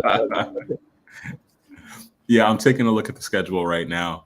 I was actually thinking about like that Utah game and like how everyone, including the league office, must have thought like there's no ifs, ands, or buts about it that Donovan is going to become a Knick. So I'm in my mind, I'm wondering what they're going to be doing with that particular game. Like, are they going to flip it and try to find a way to get out of that particular game? Yeah. I think the games, or like the stretch of time, like obviously the beginning of the season to me is always exciting. Particularly because this season is going to be a question of like seeing how Thibodeau uses Brunson in relationship to Randle will be fascinating for me for the first 10 games. I think there's always opening night jitters. I think there's always like this question of like, all right, the first few games you have to kind of get through it. But that first stretch of 10 games to me is going to be really important to see what are going to be the defined and prescribed roles for different players on the team. I'm also looking forward, obviously, to the holiday season around Christmas. So for me, that's also going to be like an important stretch where you get to some of the meat of teams that are going to be really good. So, for example, playing against the Warriors right around Christmas time, playing against the Raptors, who should be improved, seeing what the Bulls are going to be. So right around that stretch, and then playing the 76ers, that to me is also going to be a really important stretch, because I think by that point, we'll probably have a good feel for what the rest of the season's going to be. Is it going to be we're definitely not making the playoffs, we're looking to sell off pieces, or is there more hope here than we may have predicted prior to this? Yeah, I think a lot of games are going to come down to execution, EJ and chat, because we were in a lot of games last season as well, but we blew leads. We fumbled the bag towards the end. Now we've got depth, so I think we're built to be able to sustain a storm in terms of I don't think we're going to be blown out of many games. I don't think we're going to be go on 4-game losing streaks kind of thing. We're going to hover around 500. Something tells me a bit, until we find that jolt where we're got chemistry down pat, we've got the rotations down pat, and then it's full steam ahead. Yeah. I think the rotations piece of it is going to be really important. Like the rotations, that's kind of obvious, but we don't know what the rotations are yet. And I think by the time we get to those first 2-3 weeks of the season, understanding what the rotations are going to be, who's going to have what role, particularly in those kind of fringe, places where we're not quite sure what's happening yet. For example, by 2 or 3 weeks in, we'll see what role Cam is going to have. 2-3 weeks in, we're going to see what's going to be the role for IQ. Because again, we're both thinking the same thing. Where is he going to find those minutes for D Rose, Brunson, IQ? Where are those minutes coming? Especially if you're also going to have Fournier and Grimes. Where are those minutes coming? Yeah, definitely. Absolutely.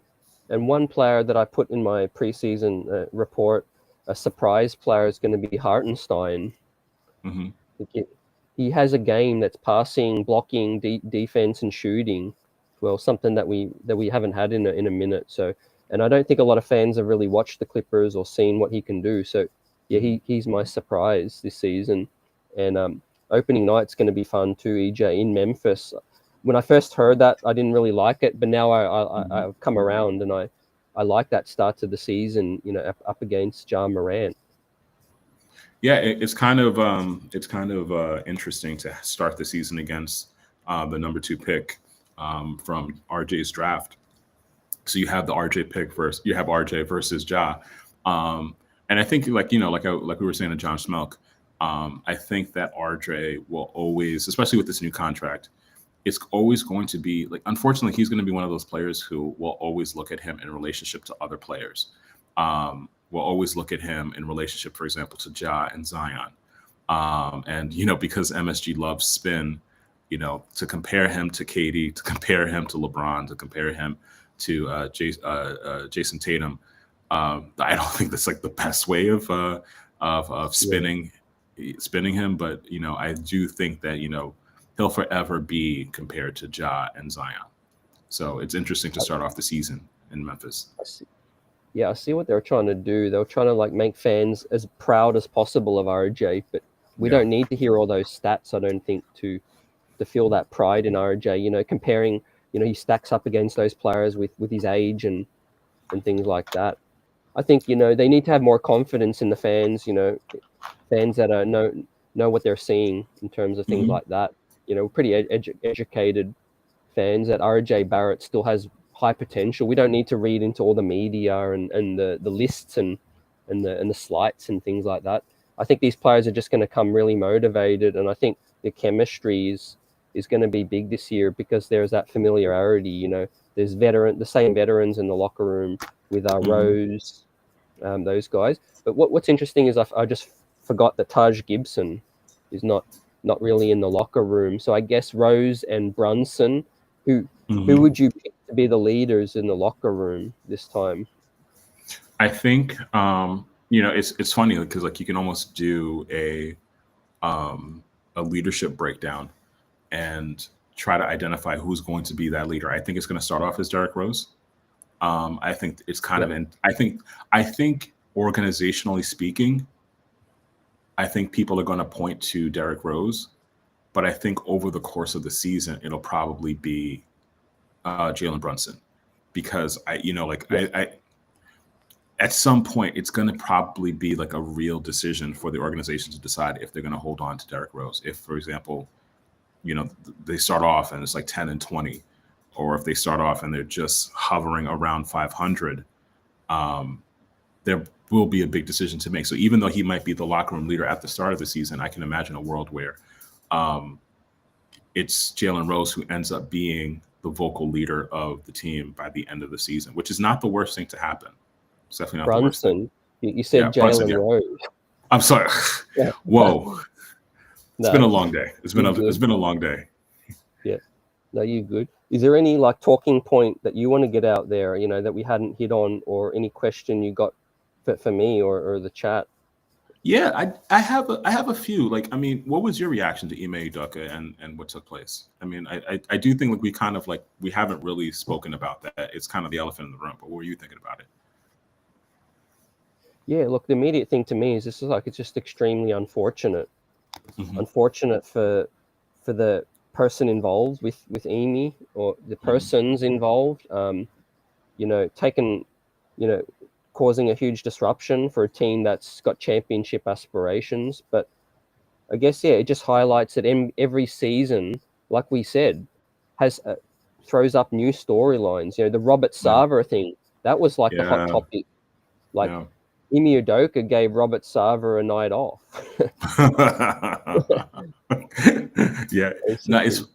It's funny. I don't think Udoka will ever coach. I don't think he'll ever coach Boston again. I can't see him sitting out a year and then jumping back on the seat like it's all good. And that's not even knowing what all the details are like. What's funny? I actually thought you were going to say too. I can picture a world where he's not coaching ever again, in the NBA, because and obviously we don't know all of the details. And I was just disappointed with some of the takes I saw, because if you're ever in a professional environment, I've sat through so many HR trainings about workplace conduct. And if you've ever been in that professional environment, you know that there are certain things that are just lines you just can't cross, because especially in certain industries, the ethical and the financial issues that might arise from it. And the league has kind of become clearer about okay, there are certain things we're not going to tolerate. There are certain things that we just are not going to deal with. And I think that's why I was disappointed yesterday, seeing some of the takes, seeing some of the reactions, and people not understanding, guys, Robert Sarver lost a franchise, a team. He lost a team in part because of some of these behaviors, because of some of these attitudes, because of some of these ways of thinking. And as a Knicks fan, dude, I remember my history. We can't forget about Isaiah Thomas, Anuka Brown-Sanders, and the lawsuit that took place with MSG. You can't forget that stuff. So seeing some of the takes yesterday, it really made me feel disappointed in some of us, not Knicks Buzz people, but just some of the ideas this is a multi-billion-dollar industry that this is not 20, 30, 40, 50 years ago. This is really serious. I'll tell you what, Adam Silver, with all the new things in the NBA coming up with expansion, he's got his hands full with all this. And I don't bring this up just because, it's something positive, but there's a stat I read, which is 10% of NBA coaches in the league now have had a history with something domesticated. So it's not a great stat. Dealing with all this, and it certainly highlights, you usually see these things from players, and I just want to say, I know players get their media training and all that, but your temptation is there when you're an NBA player and you're in the spotlight. Every hotel you go to, every street, every club, every restaurant, every cab you get in, you're getting, tempted, you're getting scrutinized, and all of those things, which is why, people bring this up about RJ Barrett, Quickly, Toppin, things like that. We got dudes that play in the biggest spotlight, and that's one great quality about LeBron. Let's give LeBron his flowers about that, to be in the league for 20 years and be pretty much the way it is. Yeah, and it's funny you should mention that too, because I think that sometimes we forget the implications and the larger implications for it. That it's very possible that Ime Udoka will not coach in the NBA ever again. It's very possible, and that's heavy to come to that realization, especially because the league has grown in the past 20, 30 years. Like this is a huge industry where the expectations have grown. And I think that's one of the things we talked about earlier with John SCHMEELK is that as the money grows, there are more expectations. The league has TV rights deals that are coming up in a few years.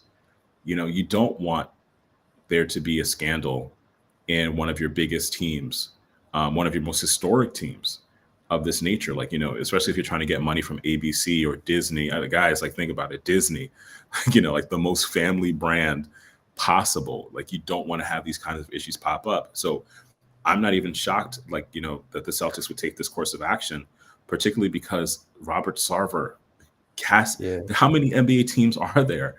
And because of the climate, because of the culture, the league is listen, you got to go. So if an owner can be forced or coerced into selling one of the few teams that exist, then a coach or a player, beware. It's possible as well too. So yeah, and you texted me every season has a mind of its own. That's real. Sure it does. There'll be many more streams. We'll be chopping up emergency news and things. But I guess it also highlights, Ime Udoka was a young coach. That was dubbed as a positive for him throughout the league last season. Look at these fresh new injection of coaches and things like that. But does this deter some franchises from taking a chance, on some younger dudes? It's gonna continue to play out. It's fascinating. It's causing divide. Now I'm seeing clips on, First Take. Stephen A. and Malika Andrews getting heated, with their opinions on things and getting into it. Yeah, it's going to be something worth watching. And I certainly wouldn't envy any Boston personnel now heading into this season. Now, if you're Philadelphia, you'd have to be pretty happy in Milwaukee with where you sit now.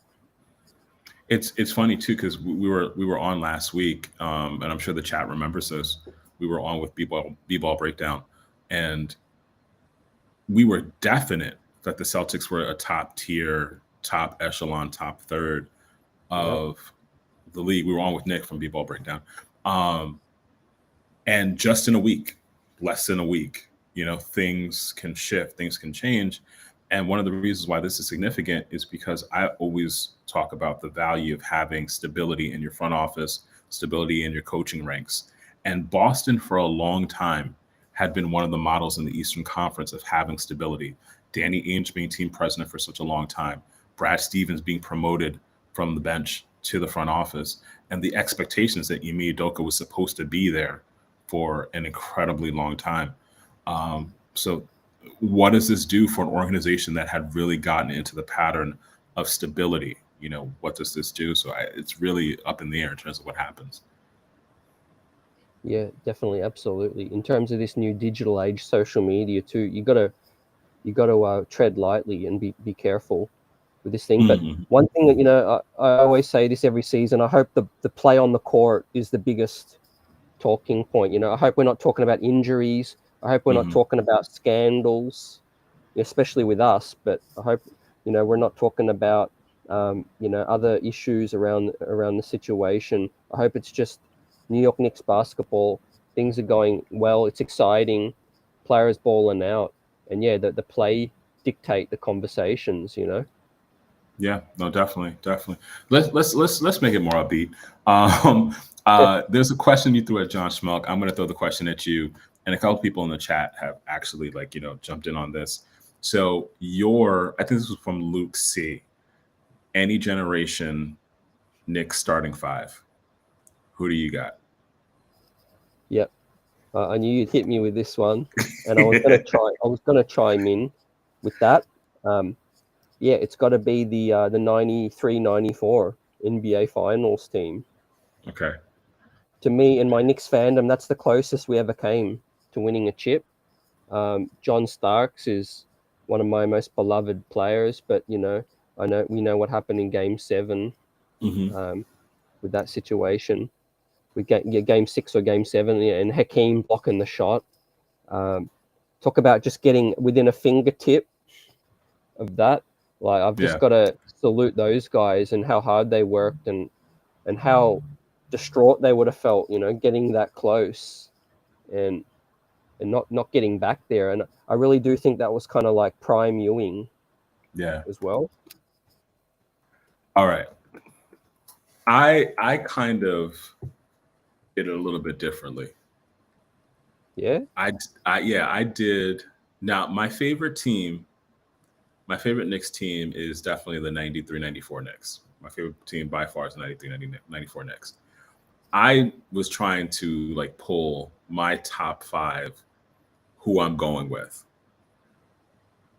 Okay. My top 5, my absolute favorite Knick all time is Patrick Ewing. Love him. He's the reason why I'm a lifelong New York Knicks fan. Agreed. I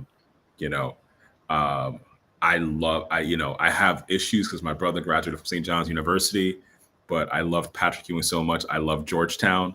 So I had this conflict of I love my brother, but love Patrick Ewing. So he's my starting 5. Your brother's a Bulls fan. I think I remember you saying, right? He was a Bulls fan. He was a Bulls fan, then a Lakers fan, and then a Heat fan. And I have no clue what he is now. No clue. I don't think he has a clue what he is now. Maybe he's back to being a Lakers fan. I have to ask him. Next time I'm on, I'll let you. I'll give you an update. But I don't even think he knows what he is right now. At number 4, Willis Reed. So I would slot him in as my power forward. Because so like you have Patrick at your 5, Willis Reed at your 4. Reed. Yeah. My number 3, and I struggled with this. I was either going to go Bernard King, but 2010, 2011 Melo. You have a scorer there, unstoppable, inside out. To me, like, there's something about that Melo that still had a tinge of that Denver kind of scorer. And my shooting guard, Mr. Water, H2O, Allen Houston. Yep. Nice. Probably one of the prettiest shooters. Like just like every time he shot, like I felt an air of confidence. And the other thing too is when I think of my favorite jersey, I think of Allen Houston. Yeah. And my number 1 is obviously Clyde Frazier. Nice. Hey, that's winning a chip in any era. Yeah, that's my chip. That's my chip right there. That's nice. Yeah. Yeah. I do love the and my second favorite team in terms of like yearly team was the 99 Latrell Sprewell, that trade. That was all heart and hustle. Yeah. That made me so proud to be a team because that was unexpected. I was finishing high school and I remember just tuning into the news every day and trying to see what was up, because this was before the news cycle we get. So I was trying to follow it via a newspaper out here, just trying to see the score. And it was like, well, we pull off this Sprewell trade. We shocked the world. We got Houston balling out. We had LJ. We had an older, aging Pat, but he still laid it all out there. We had a young Marcus Camby. Oh yeah. And the lockout season. That was the lockout season too. Yeah. That was like 60 games, something, wasn't it? Yeah. Like that Sprewell and his passion, the way he ran around the court, like Pudge. His intensity. Yeah. His intensity. Like, I mean, it was amazing. I'm not gonna lie, my second favorite Knicks team, and I didn't realize this until we started having this conversation. I have a special place in my heart for the 2010, 2011 Knicks. So that's the Amari Knicks, Melo trade, middle of the season. It was a fun team because it was almost as if it was like 2 teams in one. You had like the Raymond Felton, Gallo, Amari Knicks, like that first part of the season. And then once we had the Melo trade, and like that really being like the hum in the background the entire season, and like the possibility of getting the superstar. Like that to me, there was an excitement about that, like all the trade rumors, and then finally for the Knicks to get their guy.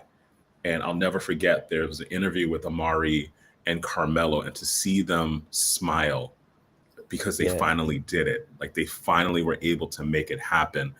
And for me, that season was so exciting because in my mind, they were going to be able to get Chris Paul, and they would have completed that toast at Melo's wedding. Like that season to me was just like, oh, we're this close to being it. But obviously we didn't get Chris Paul, but that was a very exciting season for me.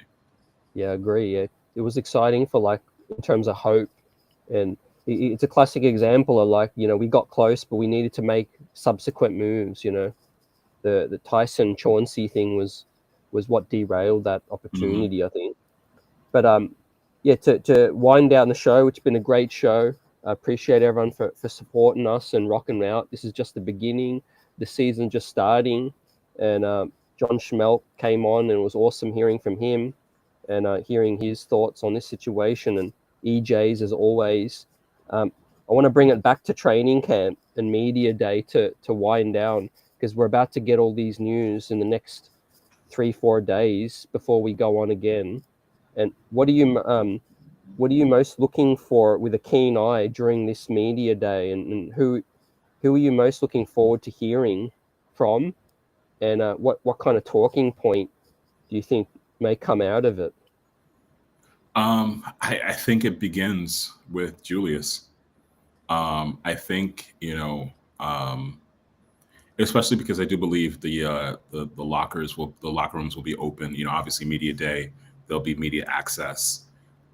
You know, there are going to be questions that, you know, media personalities have been saving up since. Oh, dude, you know our guy Berman. He's gonna be locked and loaded.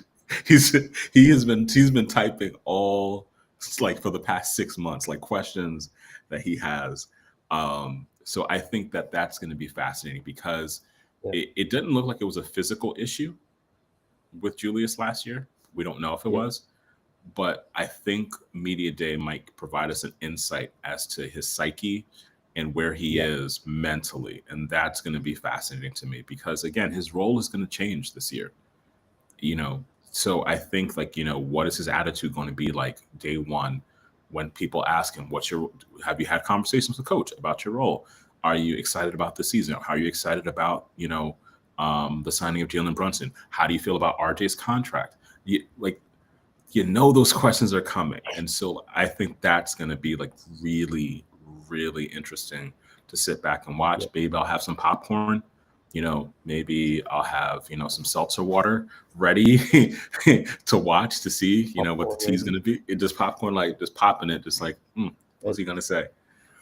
I got to get this out there as well, because I can't believe I almost forgot as well. Some pretty big news. I don't know if anyone saw it, but the media is now allowed back in the locker room before the game and after the game now. That's going to be huge this season, you know. Big games, you know, beat writers going to be in there asking questions as well. You know, I'm a fan of that. You know, I think it's good. They don't need to be there all night. You know, get your questions in, get out, kind of thing. But at least for fans, us fans, we're going to get more access. You know, Berman talked about, you know, when Nerlens Noel was injured, no one could even access him or hear from him, or, you know, a player's out. There's a talking point. You know, the beat writer is going to want to try to get that quote. You know, and you know, we mentioned Amari and Melo. That was synonymous with me, and hearing Tina Savasio, you know, straight after the game, you know, when you wouldn't know which drip Carmelo Anthony was going to pull out. Yeah. And they were generally excited to do it. I mean, I think that was the other thing about, like, I think there's a relationship between how the success of the team and the excitement of their star players wanting to speak on behalf of the team. Like, if you think about Amari almost never passed up an opportunity to be a representative for the Knicks, to the point where, like, I mean, even occasionally he still comes back and does MSG like material for the Knicks.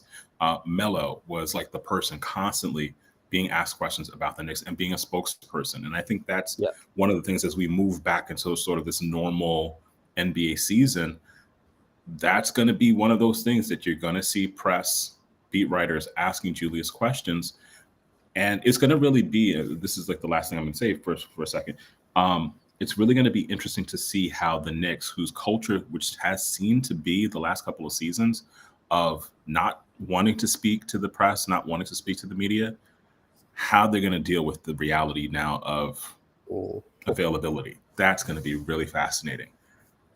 Yeah, we talked about one of the biggest talking points, EJ, was when Berman and Bondian had Julius in the hallway. Mm-hmm. And it was like, who reported it, Mark? Who reported it? Yeah. It's going to be interesting to end games. But yeah, for me, media day, I'm looking forward to hearing from we've heard from RJ as well, which is great. You know, shout out to the one he did with Monica McNutt and with CP as well. RJ being super accessible. You know, he's going to be a spokesperson for this team more and more. He took the leadership role last season. Remember when Julius was kept out of that? We know, you know, Derrick Rose is going to, you know, be pretty subdued, but you know, Jalen Brunson, we've heard from him with Bill Pedo as well.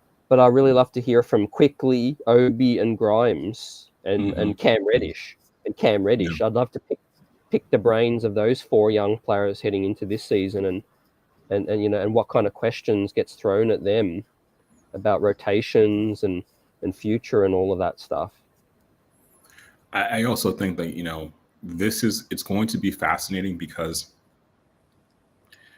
the fact that there'll be more media access, and depending on the course of the season, you're really going to get an opportunity to see where some of these guys and their mental makeups, where their mental makeup are. And Dirty Dancer, that's going to be like critical. Like, you know, Julius, to a certain extent, last season, and Berman discussed this, there were times where he could evade the media. I don't know if that's going to be possible this season. That's going to be really, really fascinating. So we'll see. Yeah. It is, really fascinating. You know, and there was a quote that Ian Begley thought there's still a 40%, or he feels there's a 40% chance there could be another move before the season. So, he just sort of was asked in his mailbag, what percentage would you put on that? So, yeah, I think the Knicks are still in discussions. Maybe nothing is imminent, but look for this team to get busy. Basically, that's my theme. They're looking to make upgrades. You know, we're flush with picks, in Leon Rose's words.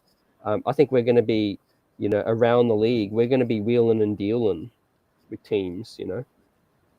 I you know, you've mentioned this before. I think Charlotte, there's a possibility there. And I think that the other thing, too, we have to consider is that there are levels of deals, right? Like the Donovan Mitchell trade discussion, I don't know if they had imagined that this would be the off season where Donovan Mitchell might become available. I don't know if that's what they realized. But once he did become available, obviously they were part of the discussion. So I think part of it is they're willing to discuss, they're willing to be trade partners, but it's also who is going to be the team that all of a sudden comes to the realization, all right, we are willing to open up for business. I think the Lakers are always open for business, but I think there are other teams, like you'll have an injury like a Chet Holmgren and SGA. Does that create an opportunity for there to be more moves, let's say in an OKC, or a willingness to, make additional moves? And there are other teams that we're not thinking of yet because the season hasn't started. But as we get closer to the season, as the season begins, like a Chicago, for example, and I'm not saying we want anything from Chicago, but there are just certain teams, as the season unfolds, they might be more open for business than they are right now. Yeah, definitely. Pressure will get to team. There's got to be 8 teams, 1 to 8, EJ chat. There's got to be 8 teams that are 9th to 15th, or 8th to 15th, regardless of how strong this East is, there's going to be 8 teams looking out, into the play-in picture, and that's where the Knicks come into it. I'm still evaluating the front office. I'm still evaluating the coach, the players, and all of that. But yeah, this season is about the process for me as we wind up. And bro, like the other thing too to consider is that there might be a team whose expectations were to really do well. Like for example, I'm thinking of a Cleveland. Yeah. I can't think of a team that has acquired a lot of talent or major talent who get off to an amazing start. And so like there's an ability for us to like look at a Cleveland, for example, and to like have to consider, do they have to make an additional move, or like, are they like looking to figure out, okay, why isn't this quite working? So you might have a team like that, not necessarily Cleveland, but a team like that expected to get off to a great start, but all of a sudden it's like, wait, something is not working. Like for example, Atlanta. Yeah, and we're not talking about the Miles Bridges thing enough because he can't play at the moment. There's still going to be a sanction that comes down with him. So it's like Charlotte are in a tough spot with that. They've got an aging Gordon Hayward, Terry Rozier on bigger contracts as well. Are they going to vie for the play-in, or are they going to dip back into the lottery to try to pair someone with LaMelo? I could see them a seller at the deadline, me personally, Charlotte, for 1 year, and just try to capitalize on this, strong draft. You know who I could see also open for business at some point during the season? Dallas. You lose a Jalen Brunson. What did they really replace Jalen Brunson with? And maybe the chat knows better than I, but like I can picture it. For some reason, Dallas just came to mind as a team that perpetually is looking for more talent to put around Luka. So that's Spencer. someone. Yeah. I think Spencer and Christian Wood. I think they did sign another guard, but I forget who it is. It's more of a role player. More of a role player kind of guard. Keep spitting and I'll pull that up. But I completely agree. Yeah, Dallas, Luka, he's vocal about wanting to compete and really be a great team. Mm-hmm. And they didn't really replace Brunson. They drafted Jaden Hardy, who's a nice guard. They still have Frank. They have Theo Pinson, Finney Smith. In other words, they're Knicks Southwest. Yeah, it's going to be interesting. Yeah, so I think there are teams like that like obviously, and we've talked about this a bunch of times on the show, because of what's happened with Donovan Mitchell, because of what happened with Kevin Durant. There are teams that just didn't have the opportunity to like field enough trade offers. But I do think like at the beginning of the season, probably within the first month or two of the season, you might see a number of trades where people feel, okay, this is now my opportunity to start completing the rosters. Yeah, absolutely. In terms of like the picture with the Knicks and the All-Star situation, do you feel like a player has a legit chance to be an All-Star this season? Ooh. I think it was John's take, wasn't it? Yeah, he thought that Jalen Brunson, that was his bold prediction. I think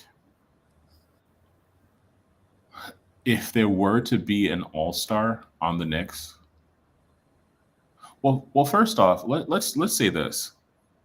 One of the crimes of last season, and maybe I'm not remembering it quickly, well enough, rather. I don't know why I'm misspeaking. It's really been a long day. The Rising Star Games from 2021. If memory serves me correctly, and maybe chat, you guys can remind me, was Obi on that Rising Stars team? No, he wasn't. So that to me was an issue. Okay. So that to me is like one of the things we could have talked about in terms of All-Star and All-Star weekend. However, for this year, who could be an All-Star? I think it really just comes down to two players, but I think it's going to be hard for them. Yep. Like, I think the obvious one is Jalen Brunson. I think the Knicks have to really, really be playing well for there to be consideration for Jalen Brunson to play on the All-Star game. And I think to a lesser extent, RJ. I think to a lesser extent, it would be RJ. The only issue is that we'd probably have to go through the league. RJ, it would be incredibly difficult because you're talking about how many different players who are almost guaranteed to get a spot. Like, Jalen's going to get a spot. KD's going to get a spot. Like, Giannis is going to get a spot. So like all these front court players, like, there are but so many spots on these all-star teams. So I think it's going to have to come from a guard position. I'm good with if RJ is not an all-star, because I think it's coming in future years. I think this year, like John hit on, and most people expect his usage to be reduced a little bit. How could it not, with Brunson handling the rock more now? But what I do see opportunities for RJ is to score the same amount or more, but more efficiently. Yeah, Brunson's going to penetrate. He's going to kick it out.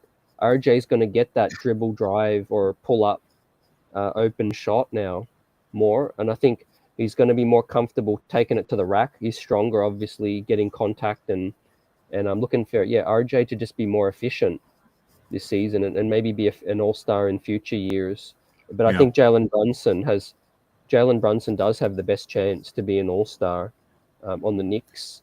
And of course, Julius, he's done it before. If Julius comes out and is a beast again, the odds aren't likely, but he's done it before. So Julius could still be an all-star again one day. That's why I think when we asked the question earlier about like who's the biggest X factor, who's the biggest potential breakout star, I think Jalen Brunson holds the keys to a lot of different players' performances this year. Jalen Brunson can really help redefine Julius's role, reshape it, kind of create like a boundaries around Julius's game and like defining it and saying, okay, Julius, this is what your role is now.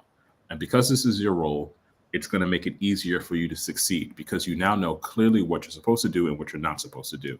And maybe by making the game easier, making it simpler, it helps him to perform even better than he did last year. And obviously Leon discussed it, saying like he scored 20, like his averages were 20, 10, and 5, which is great.